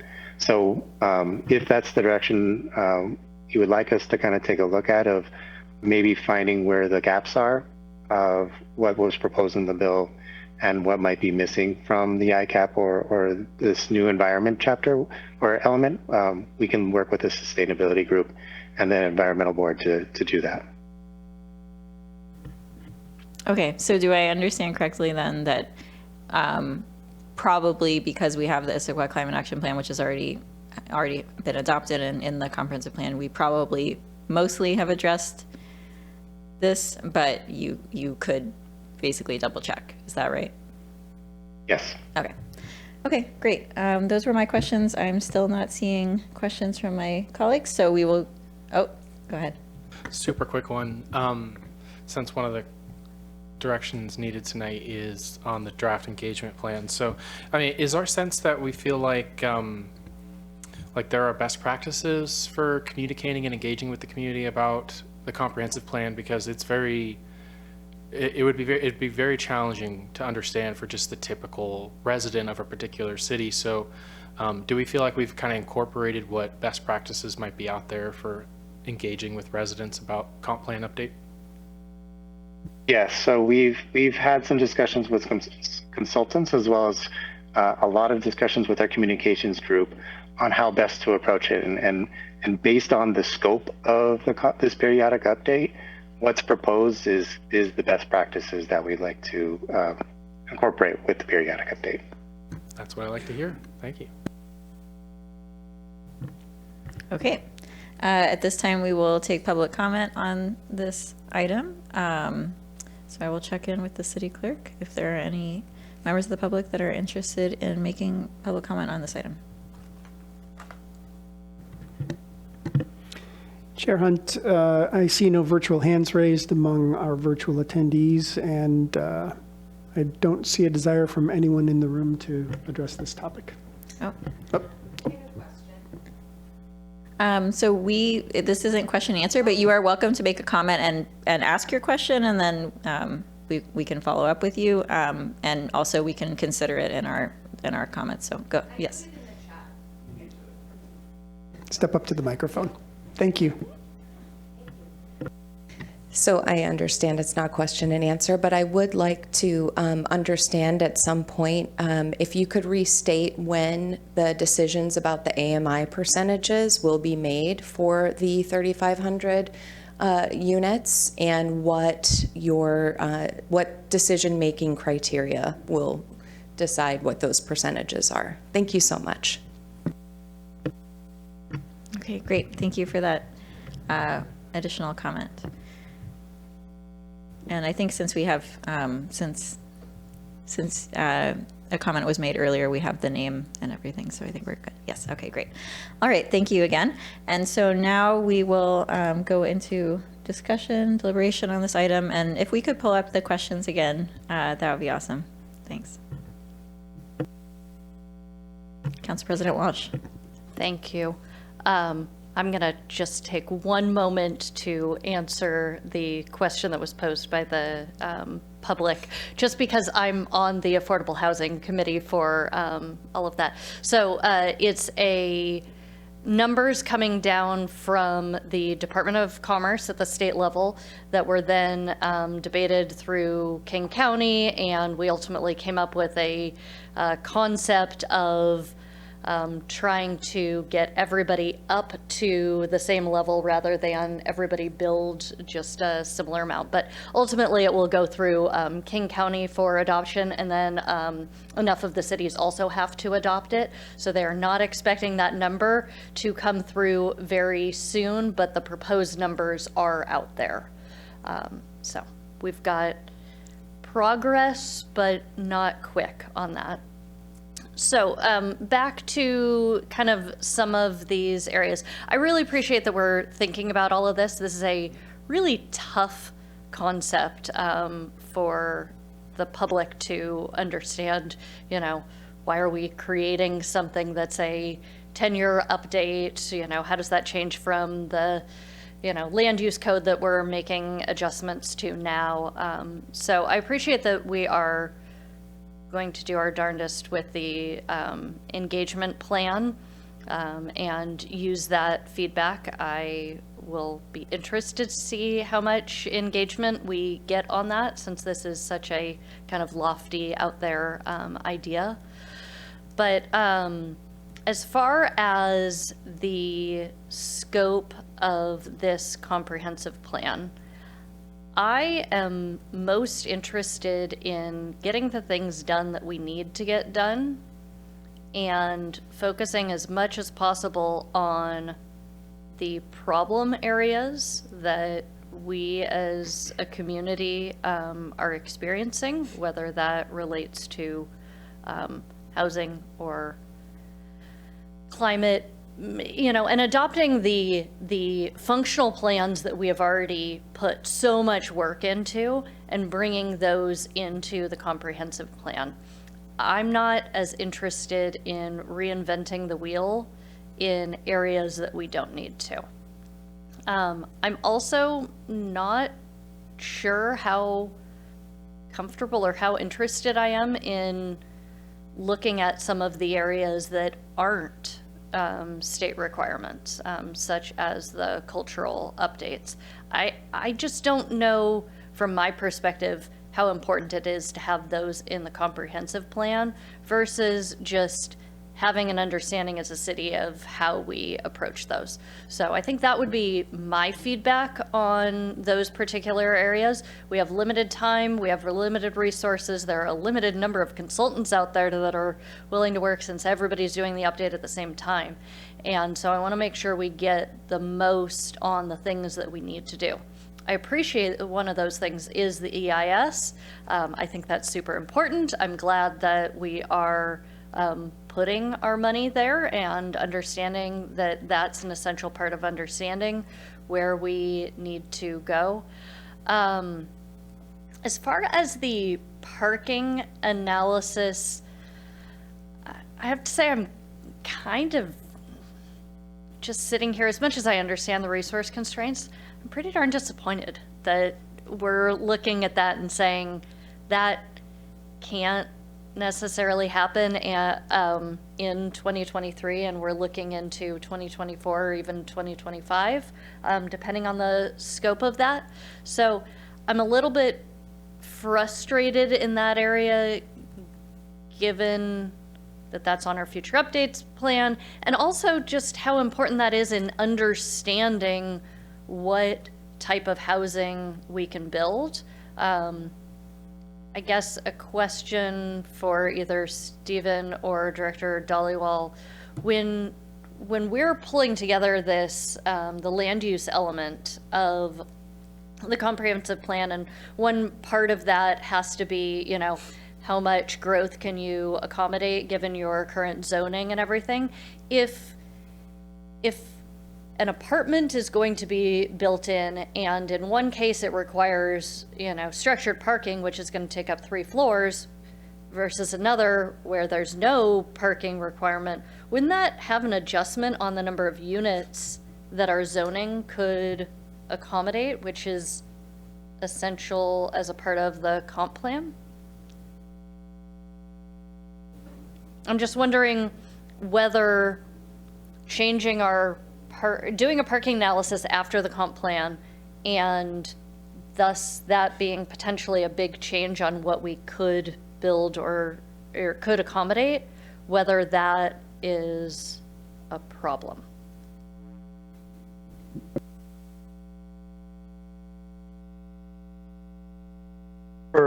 I think from our team's perspective, we didn't see it as a problem primarily because the policies will help us kind of shape how some of that work is done for the parking analysis that come out of the comprehensive plan.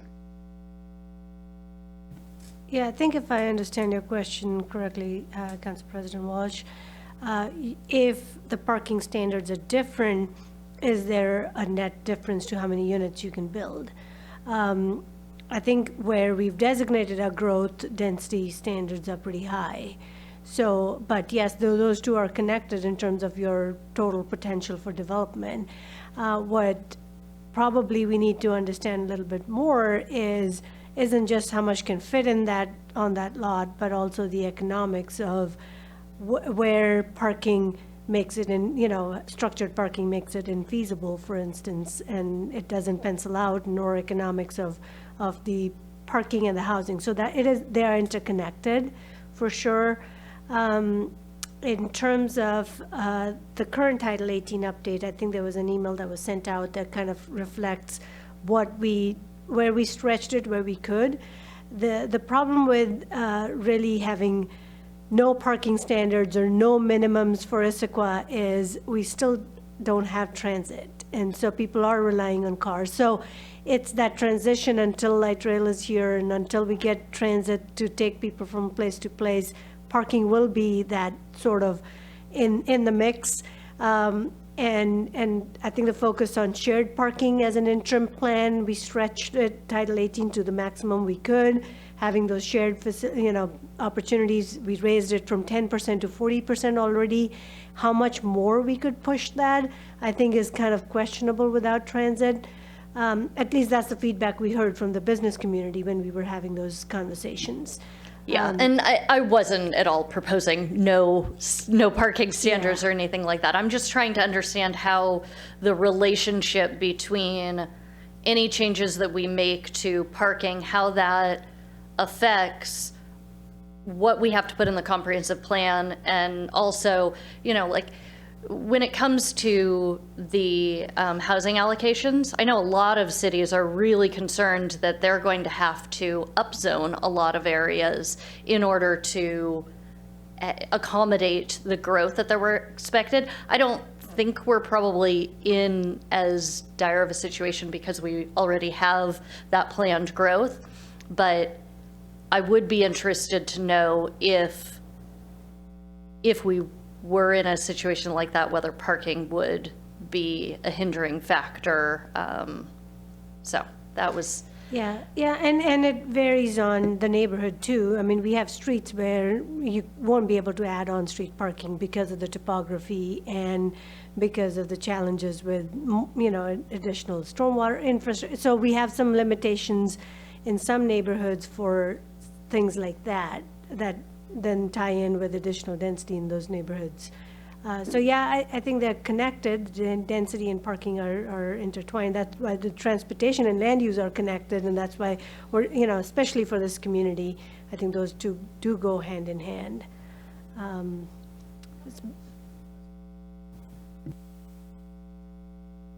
Okay, thanks. Okay, so I had, first of all, I agreed with Council President Walsh on, when I was reading this, I think we have a lot of existing plans on things that are either required or required in part by the comprehensive planning process that we've already done that are specific to Issaquah that staff have done a great job on. And so I am less, I want to focus our valuable time on implementing those plans rather than sort of reworking them to fit into the comprehensive plan if that's not required, because we already, the process of the plan that was already done, that the community engagement was already there. So, and we, now we need to implement the plan. So I would rather focus on that. So I agree on that point, especially for those pieces that we are not required to do.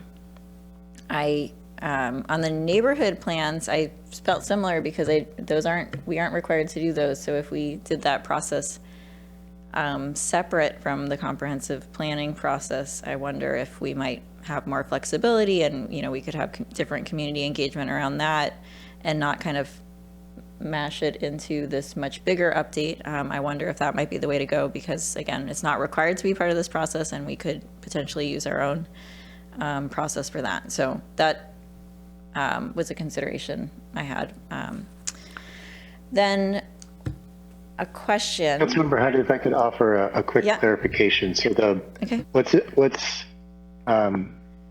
proposed for the comprehensive plan periodic update isn't to go and try to fix the functional plans that have already been adopted or in development. It's more of fixing the comp plan to match what's in those functional plans.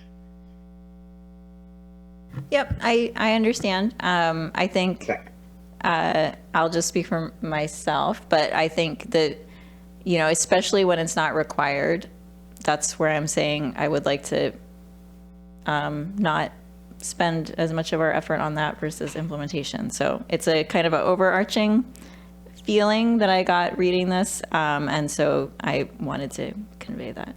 And it sounds like Council President Walsh is also nodding. So I think we both got that sense that we understand that the comprehensive plan can be more than what is required, but I think we need to potentially make sure that we have resources to implement plans actually implement them rather than work on fitting them into the comprehensive plan. So that was my first sort of overarching comment. I had a question on the EIS. EIS is the environmental impact statement, and it will be done, it seemed, in parallel with the comprehensive planning, or, okay. So the EIS is meant to also help with decision-making, and I wondered if you could explain a little bit how that will work. Like, will there be a checkpoint where we would get information by the consultant that's doing the EIS about the different options that we're considering in the comprehensive plan and how they would impact the environment, and then council would make a decision? Or how would that interaction between those two processes work?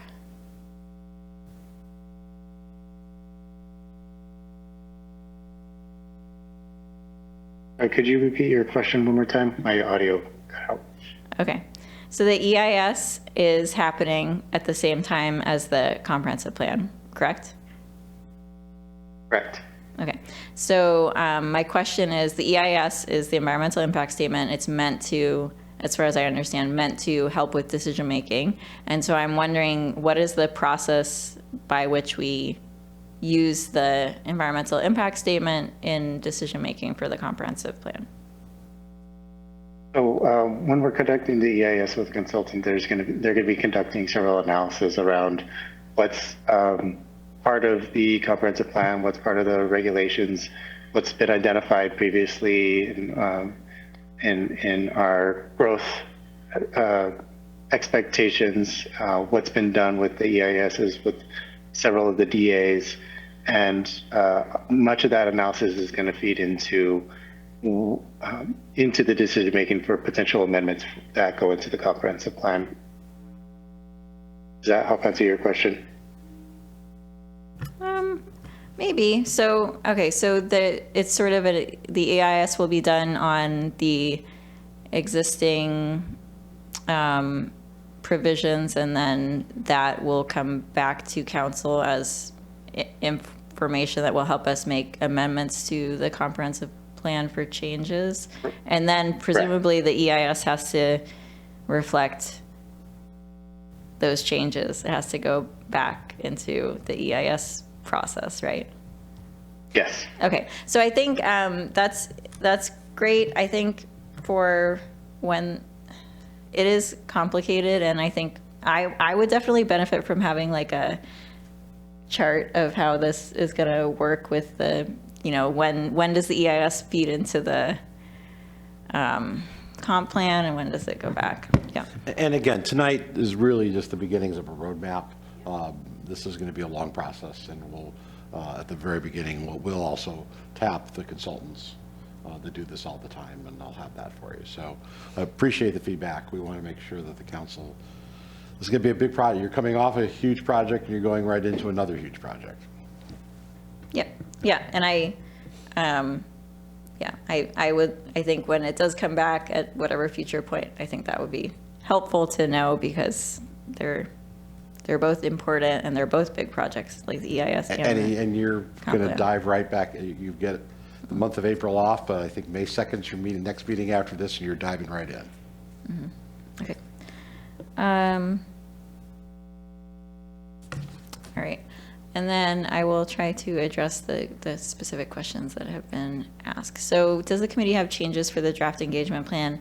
I think I would be really interested in hearing what the equity board has to say. I think this is a big project that we really would like to make sure we do a good job engaging our entire community, including having materials in multiple languages and making sure that we're reaching folks that aren't that aren't participating in other city processes, to make sure we have that feedback. So I appreciated that. I think especially once we hear from the equity board, I'd be interested in their thoughts and how they think we might adjust that, whether that be making sure we have childcare for meetings, or whatever is identified as the barriers, to make sure that we address those. And does the committee have changes for the scope of the periodic update? I think I spoke that, I think addresses, or that's my earlier comments about, I would reduce the amount of non-required updates, especially when we have existing city plans. And Madam Chair, members of the committee, I think we're going to need you to go more specific than that this evening. So Stephen, can you go back to the slide where I think you had listed those planning options which are required and those that are?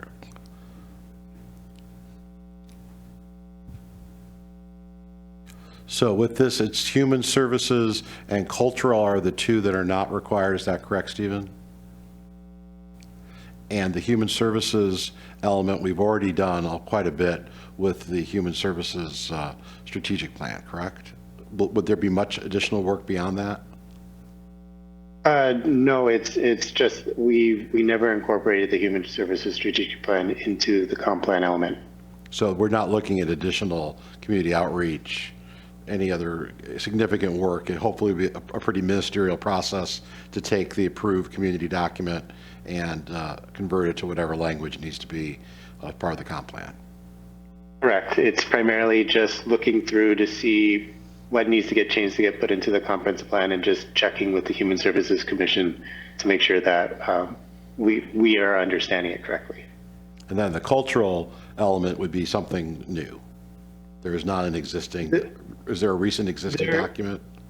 There is an existing element on cultural, and the Parks and Human Services Department will be working with the Arts and Culture or Arts Commission to update their work plan and this element.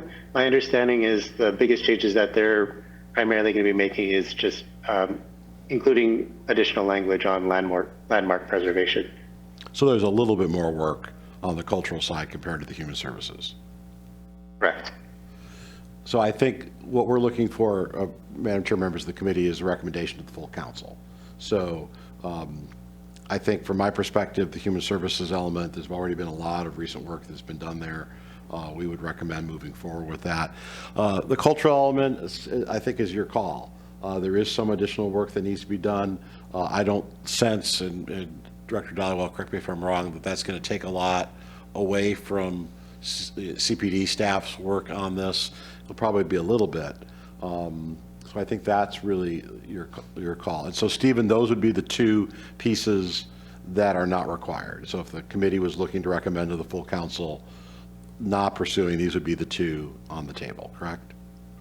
Correct. The other discretionary items is going to be the EIS, which is highly recommended by staff in the city attorney's office, and the design and access that'll be done by the second consultant. And then there's the neighborhood planning piece, which we can perhaps talk about in a moment. That's also discretionary, correct? Correct. So, Madam Chair, members of the committee, what are your thoughts then on the human services and cultural plans? What is the benefit of, so to be clear, we have a human services strategic plan, which is great and very accessible. You can easily find it on the website. I think it's very well done. So what is the benefit of sort of reformatting it and putting it into our comprehensive plan? So there is an existing human services element in the comprehensive plan, so we would just be updating it to match what's was updated into the strategic plan. The benefit of having it in the comprehensive plan is occasionally there will be state or federal grants that will require policies to be adopted within the comprehensive plan in order to be eligible. There's not a lot of them, but that is one of the benefits. Okay, well, that's an interesting benefit. Yeah, I mean, if the council decides, I mean, we don't know the basis of why this, you know, the city chose to have these elements. Some of them were optional in the past. I don't think I'm familiar with some of the history of why that was chosen. Since then, the thinking may have evolved, and now we have these functional plans, which generally are 5-year time frame. Comprehensive plan has a 20-year comp plan. If committee feels we don't need to duplicate and we'll just have a good functional plan, we can eliminate this element from the comp plan. Am I understanding your thought process there? Which Well, we I can think that do. would be the outcome, that Yeah, we if can you do don't want to that. update the human services element, then we would eliminate it. And we Okay. would just rely on the existing documents as policy guidance. Yeah, I'm satisfied with the grant opportunities Okay. answer. I just, if it were for planning, we already have a plan, and so if it were more for having all the plans in one place, I would be less interested. But if it provides grant opportunities, that seems smart.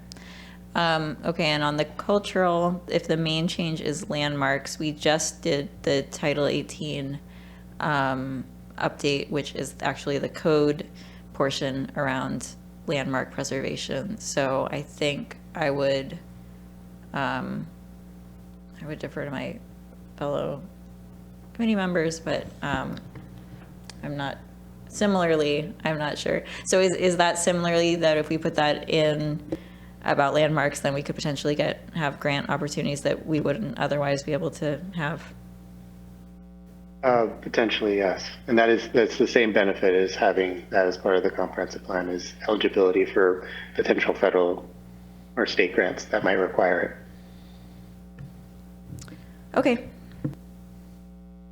And just on that, right now, the cultural element in our comp plan is just 5 pages. So I can't see this as being a huge update required.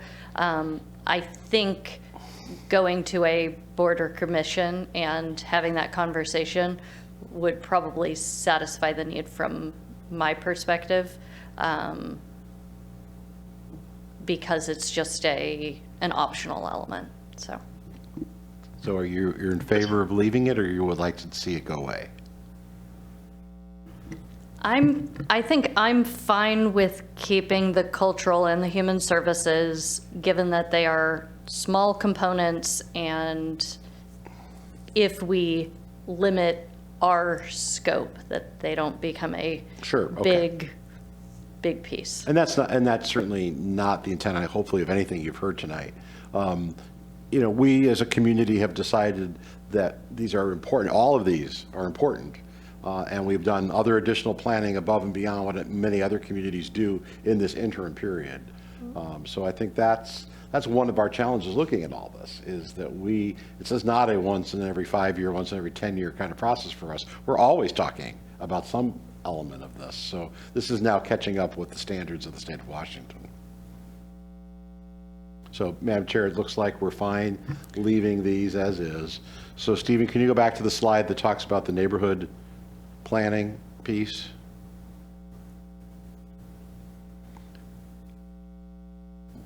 So that's $125,000. This is covered by a grant, so this is money we already have in hand to do the work? That's correct. We acquired a comprehensive plan periodic update grant from Department of Commerce, and that's where the $125,000 is coming from. Does that also cover the design piece? Correct. Yes, it does. Okay. So my question on that, and looking over other comprehensive plans, some of them have a whole section of, 15, 20 pages that describes what a neighborhood is and all of that. Are we looking to create an element in the comprehensive plan that describes how neighborhoods are important? Or is it just basically deciding on what the map is and maybe a description of each neighborhood? So what's the scope there? The second. So it's primarily just incorporating policies into the land use element, not creating a new element for this. That talks about what's expected from neighborhood plans, and updating that map, the neighborhood plan boundaries. So is that separate from the Old Town plan that we have? It would just incorporate probably elements of that, but also do descriptions and maps and understanding of what each of the different neighborhoods is within that land use element? I'm actually going to ask Kristen Leeson, senior planner, to jump in. She knows more about the Old Town plans than I do, can better answer your question. Hey there, Kristen Leeson, senior planner. All sub-area plans stay. So first we need to fix the boundaries to define exactly what our neighborhoods are, because right now we have some gaps from when we adopted or when we annexed King County into the city and when we took parts of central Issaquah out. So that's part of it, is redefining the neighborhood boundaries. Then when we do neighborhood plans, they all are sort of sub-plans to the comprehensive plan, just like the Old Town Plan, just like the Central Issaquah Plan. They are sort of sub-plans that address, they have policies that are very specific to those neighborhoods, as opposed to the overall comprehensive plan, climate change kind of thing. Yes, we want climate change policies for the entire city, but the sub-area plans will have separate area-specific policies for them.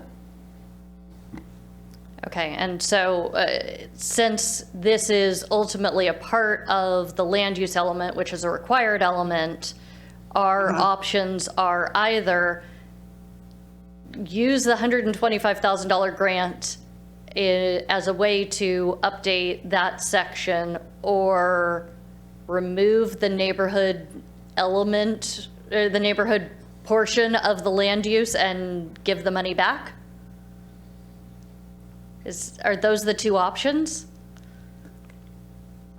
Well, if we don't use it, we would give the money back. I think what you're hearing from Kristen is that the neighborhoods we have do not accurately reflect other planning that we have done. So it's prudent for us to conform all of this. And so I think it's one of the reasons we went after the grant, because we knew this would be a good time to do that. Because some of these... Right, and go ahead. Correct me if I'm wrong. I'm sorry. Yeah, no, you're not wrong at all. I'm sorry. I thought you were done. You know, being virtual is a little different. But the neighborhood plans are a huge tool for our current planners and for us, just to, you know, our strategic plan talks about preserving existing characteristics of existing neighborhoods, and that helps us to define what our existing neighborhoods are. So that's a big tool for the current planners as well as us. And then I forgot the other part that I was going to say to fill in for Wally. But, well, what I've come to learn is still a relatively newcomer here, is not all of our neighborhoods are equal. That some of our neighborhoods are well organized, have long traditions of being neighborhoods, have long traditions of working together as neighbors within a neighborhood, and some of our neighborhoods wouldn't even know they're in a neighborhood together. And so I think some of this, again, Kristen, correct me if I'm wrong, comes from some work that the communications staff did in 2017, 2018, to work with these communities, with these neighbors, and saying, what is your neighborhood? And so this is to take that map, in essence, put it in the comprehensive plan, and then use it further. We have been using it informally, absent a 2+ year pandemic, since it was adopted. But we think it's important. And so from the administration standpoint, we have a grant. We think we can make the best use of the money with the grant, and it will ultimately give us a tool that we can use not only in land use, but in other forms as well. Okay. One question on the slide is, will the design apply only to, the design from this grant only apply to the neighborhood piece, or can the design apply to the whole plan? What we've discussed with Department of Commerce is that the consultant can help us put together the language that'll update the neighborhood planning policies, but also develop a template that we can use to develop each individual neighborhood plan. So outside of the comprehensive plan. But I think, Stephen, you have neighborhood planning template on the slide, additional analysis and design. Is that design referring to the design for the whole comprehensive plan?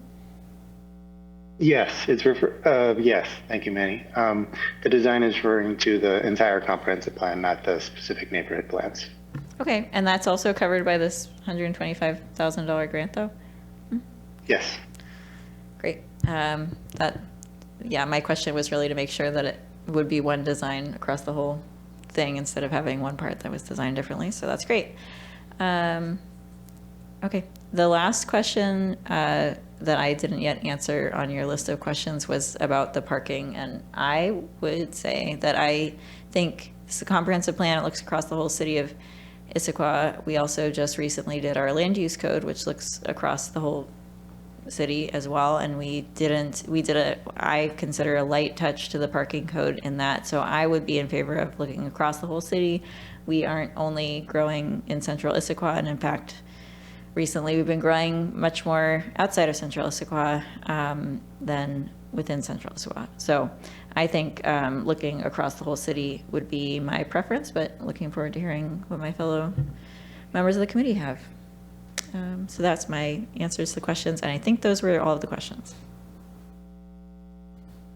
Yep, go ahead. Okay, thank you. All right, yeah, question one. The engagement plan's looking good to me. I'm glad that we've explored kind of best practices and how to communicate and engage with residents about this complicated topic.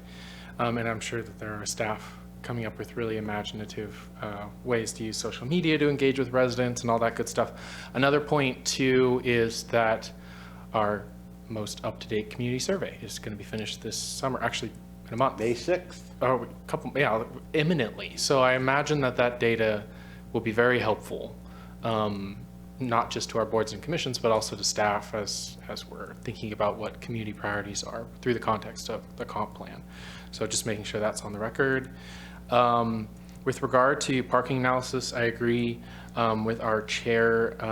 The council direction was for it to be citywide, and I feel like this was a settled issue when we had kind of the scoping conversation earlier. And I think that if I remember right, at least I looked back at my notes and I found this, we knew that it would likely cost more than we had budgeted for this particular biennium, and that it would likely go past this particular biennium too. But this was just money to get started on the work. And so I think we already had that conversation on council, so I don't think it's necessarily out of left field that this is going to be a little delayed. We all understand that there's so much going on right now with regard to planning. So as long as that work is getting started and we're having those conversations is what we had talked about during budget and some of the scoping conversations last year. Another thing I wanted to talk about was the key project deliverables part for the parking study.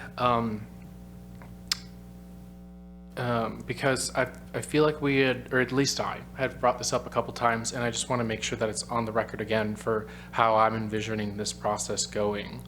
But there's been a lot of city planning research done in the space of urbanism lately. I feel like it's kind of like a renewed area of research that's gaining traction in news and just in daily life. And so, asking the question, what creates successful community outcomes just generally? So one thing I think that's missing here is an assessment of what's out there, what's possible. What does the emerging research say? What does the data say in city planning literature? So we've got, number one, assess existing policies in the observed outcomes. The one that I think might be missing right after that, before community engagement plan, is also assess the emerging policies and what those predicted outcomes might be in Issaquah. And then we can take all that together and go to the community, which gives us an opportunity to talk with the community about problems, get ideas about problems that we hadn't thought about before, also new ideas, but also an opportunity for us to go to the community and say, hey, this is what we learned in terms of what's being employed elsewhere, what kind of outcomes are coming about in those communities. We do or we don't think it would work in Issaquah. We do or we don't think it would be aligned with our strategic planning documents. And then the community, we can involve them in that process. They may say no way. They may say, let's do it. They may say something else in between. But I just feel like all that information has to be there in order for us to make a good decision. And I think that's why last year, when I talked about this, I ended with, this is going to take a long time, because that's going to take a long time. And that was the understanding that council came to, was that, in the very least, we're doing the work that needs to be done, though. Because we got to do it right. So I just think in key project deliverables, also just making sure that we're highlighting, analyzing and assessing what those new policies are and what that might look like here in Issaquah, and would it create good outcomes here, is important. I also don't understand necessarily how there was a public comment request from the food bank earlier today, so I'm not sure if that intertwines with the questions that are being asked of tonight, or if that's purely an administrative decision, or if that's something that will need to come back to council. I don't have a good understanding of that, so just putting that out there too. But anyways, that is my feedback for the direction needed tonight.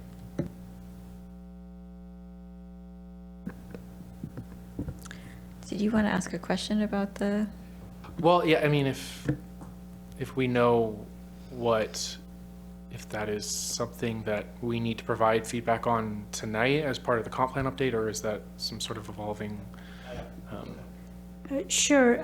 So the specific question that you heard today, or a situation, is the redevelopment of the Issaquah Food Bank at their current location, which is built out to the property line, so there is not an opportunity to have any parking on site. The proposed Title 18 has requirements for providing some on-site parking. You can have shared parking opportunities in others, but it is not zero parking on site. So the request is partly to, include some exemptions for community service facilities to allow only shared parking, on-street parking, where you have these kind of situations. So that's the ask. The other thing I think we've discussed with them is, as part of this comp plan, re-looking at the parking in the long haul, what sort of, should Tier 1 be expanded to include some of these areas or not, so we can kind of consider with this larger parking update. And then also, if council wants to accommodate this request with the current Title 18 update, then those can be addressed at the public hearing on April 17th. Okay, so if we have comments that relate to it in the context of this parking analysis for the comprehensive plan, then we could talk about that tonight. And then if it's more on the code, Title 18, then that's probably April 17th, because that's not the topic of tonight's meeting, so. Okay, great. So I was just looking, thank you for raising this parking standards deliverables. It has here proposed 2 new alternative sets of parking standards for Title 18. But then it also has one of them being minor adjustments and one being removing parking minimums and developing and proposing a new set of parking regulations. I understand wanting to, be very clear about that we want alternatives, and I completely want alternatives. But it seems in the way it's written that it's a little bit, it's like leading to a certain conclusion, because one is a very extreme and one is actually defined as a minor adjustment. I would be interested in, what are the 2 best possible scenarios that we think are different than the code. One might be they might both be different changes, but not necessarily a minor and a already specified major change. So that's, I think, maybe one change to that, because I agree with Councilmember Hall. I think there's a lot of literature, there's a lot of work on this. I would like to, have a review of our city, review of the neighboring cities, review of what's working for other communities, and then put forward the best possible sets of parking standards and choose from those. So that's my thoughts on that one. Go ahead. I appreciate this concept. So I also agree we shouldn't pre-decide, but we should present scenarios. I also agree the concept that there's a lot of data already out there, and that is an important utilization so that we're not reinventing the wheel. What I'm hoping to get out of the parking analysis scope is really 2 areas of economic feasibility related to commercial and housing. Are our parking standards keeping us from getting mixed use? Are our parking standards keeping us from getting affordable housing, or are they increasing the cost of housing to a certain extent. So those are the decision points I'm looking for. I think it's also really, really, really important for us to understand that land use is our tax base for the city. A lot of our taxes come from sales tax and property tax. And if that property is being used as a surface parking lot, that is less financially viable for us as a city. So understanding that areas such as, downtown Front Street are a more financially viable product for us as a city because they don't require as much parking, or they enable parking via on-street.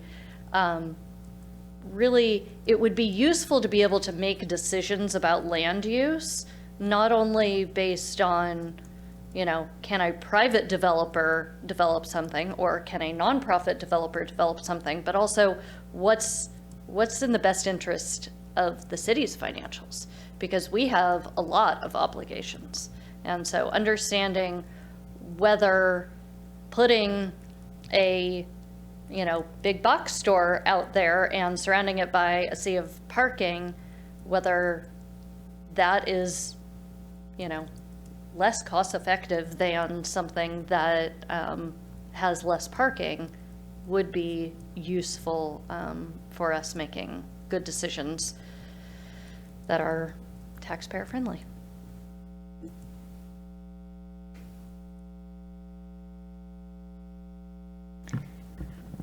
Okay, great. Any other comments? Can I just ask a question? Is any of this kind of scoping a concern of planning? No, yeah, candidly, I mean, is this a concern at all? Because I think that would be good for council to know. No concern. I think it's good for us to kind of think about, what do we really want to understand about parking? What are the options before we come to the conclusions of one way or the other? So I think that this is good discussion. It can go different ways. We could understand how many parking stalls there are currently. We could go down different paths of understanding parking. We heard at the community listening session on Highlands about parking and enforcement. If there's on-street parking, people aren't moving their streets. So really understanding what parking issues are that we want to try and solve, and understanding the goal being sustainable, walkable community, and then bridging that gap by coming up with standards that get us to our goal. I think that's all sort of what I heard, and really understanding the best practices and research that has gone on parking, and then applying that in Issaquah's context of where we are in the scheme of things, where we are with transit and all that. Stephen, do you have other thoughts, or do you need more direction on the parking? Sounds like there's unanimous decision about citywide and not just Central Issaquah, but do we need more direction in terms of framing citywide discussion or scope? No, I think we got the feedback we needed for kind of determining that scope. And Minnie, we'll come back before we retain a firm. We can, yes. I think we need to talk about money and time. And I think we need to have a better sense before we would award a contract, how much additional money and time this deeper dive is going to cost. So, because I think there are many unintended consequences, which are fine, but we want to make sure that we have the proper resources and time frame to deal with them. So I think let's just plan on coming back. So, Madam Chair, what we'd like to do is have the committee this evening make a motion on these three things. We'd like to bring that back to the full council, hopefully on consent, just to confirm these are a lot of important issues as we move forward. And so we'd like to have the full council concur. What would that look like? Would it be an informational item that we just, what's It'd the be on the action? consent. It'd be on the consent calendar to concur in the recommendations of the committee, which would be the draft engagement plan as presented, that there would be no changes to the periodic update, so we would show what the component parts would be, and that the parking analysis would be citywide. There might be a better, I think it might be better to actually bring it to the council as a report out and, you know, give an opportunity for comment, or if we feel that they need to weigh in, then we could do it. The only At a concern was, committee I meeting? think prior was the parking. Okay. I think maybe if you were just going to do Central Issaquah, I just think that this is a big deal, and I would hate for your colleagues 8 months from now asking the question, how did that happen?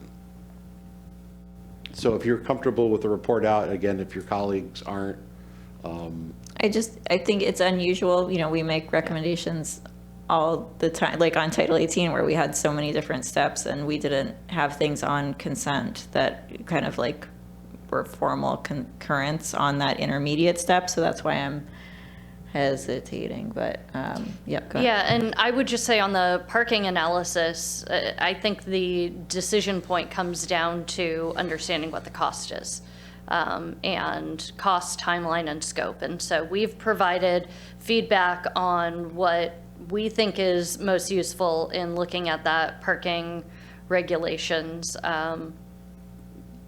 I think that holds to what the council had previously approved as far as what the future updates list would be. This is just providing a little bit tighter feedback on that, but I think the next point where it really needs to come to council is understanding what, you know, basically the cost benefit analysis. okay.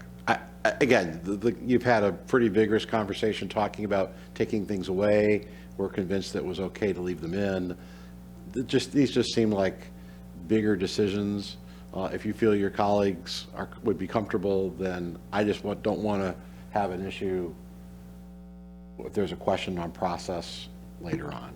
I think we ultimately ended up agreeing to keep those areas in that we had initially disagreed with. You have, I get, whatever you think. point is we had These are just engaging big conversation. decisions. The council spent months coming up to similar decisions on Title 18. And so this is analogous to that.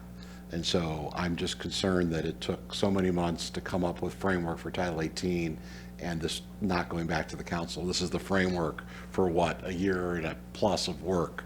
And once every 8 years, so if council wants to weigh in on what they'd like to see the update, you know, this would be the opportunity to do it early, then for someone to say, well, we had a different expectation or something. So if the committee, you know, whatever process you all want to do, we're happy to accommodate that. I agree with the sentiment. I just don't think that having something on consent, I don't think that is what I would think of as the most meaningful way to have that additional council conversation. It sounds like you would want to have. Regular business? It's not even conversation, it's just, if again, 6-8 months from now, someone says, when did we sign off on this major body of work? And so maybe a reporting out is fine.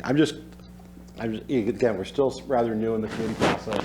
I just know what it took to get to this stage of Title 18 was a very long time. Yeah, and also to be clear, I think a lot of so a lot of the Title 18 scoping work did start from that council had a lot of things that we, things that we wanted to address in that update that we wanted to clarify and have those metrics. And then this process is different. It's mandated by the state, and it's taking a lot of existing plans and kind of putting them into this format. So I think it's a different. And maybe it's contextual, just in my experience in working with other communities, this is the single greatest land use discussion a community has in whatever interval it is. So if this is every 8 years, it's the biggest land use discussion they have in 8 years. You've just concluded the biggest land use discussion in 40 years, so maybe it's contextual. I'm just concerned that there would be I would encourage the chair to at least report out so that there's no question at some later point when this, because I don't know this would come back to the council again until there's adoption, right? That's correct. Stephen, so after this, we start our boards and commissions. I mean, if we go to full council and then we start our boards and commissions, or we've already had one meeting with them, kind of giving them an overall kind of understanding, and then the housing element. So we're prepping them for this more robust discussion, the boards and commissions. So it's really up to the committee, if you want to do a report out, if you want us to put a memo together for the council that has the final scopes. We're happy to do whatever you think would be useful. I think I would say I've really appreciated your report outs. If the administration feels strongly about it and wants to put out an informational update that is just information on what the change is, and then I can bring it up at good of the order and just say, hey, everybody, this is your chance if you have any concerns about the scope. Otherwise, this is going to go through the process and come back to us later. Does that satisfy everybody's? They're your colleagues. Yep. This is just a very, Yeah. This just seems very straightforward to me. We do a lot of planning. We've already done a lot of this work. This is really incorporating it. But I can see how, from many other communities' perspective, that isn't necessarily the case. And so.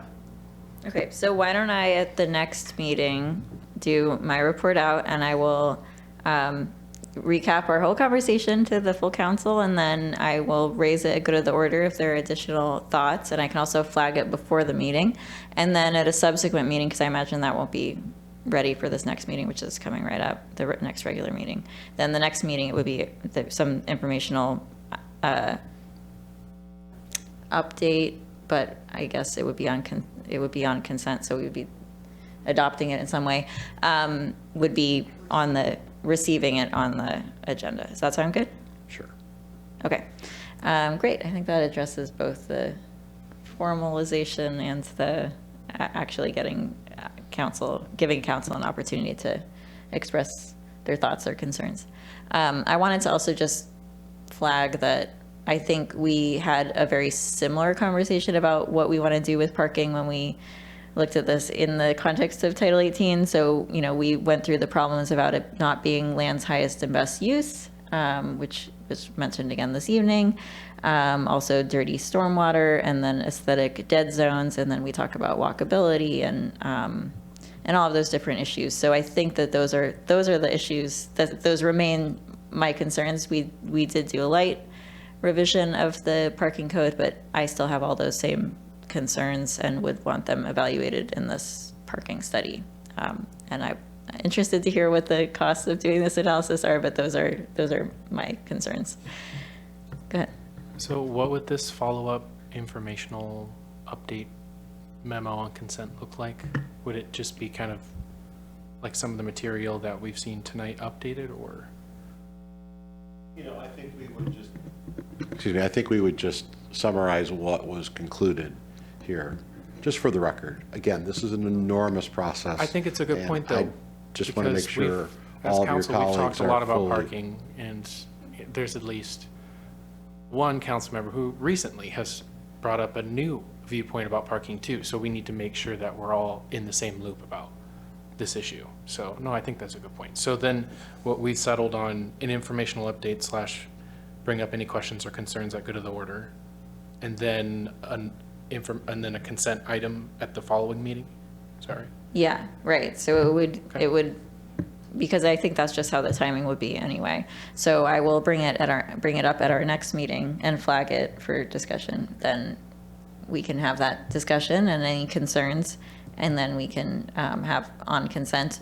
And if it was contentious, then we can pull it down off consent and revise it as needed. But we can cross that bridge if we get to it. It gives the opportunity. Yeah. Okay.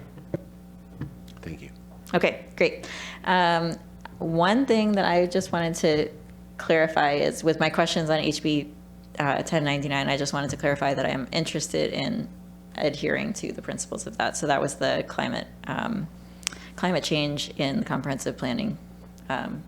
So if you could double check that and make sure that we're on track to meet that intent, that would be great.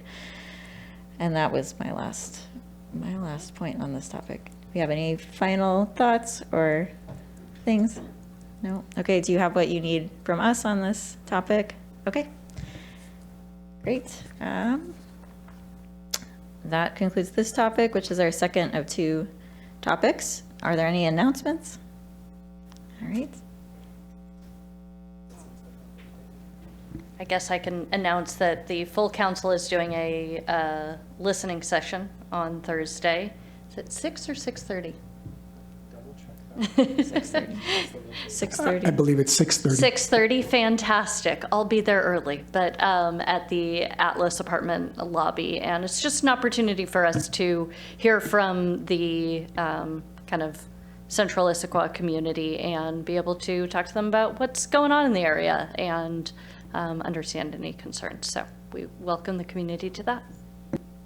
Great, thank you. Then there being no further business, this meeting is adjourned at 9:05 p.m.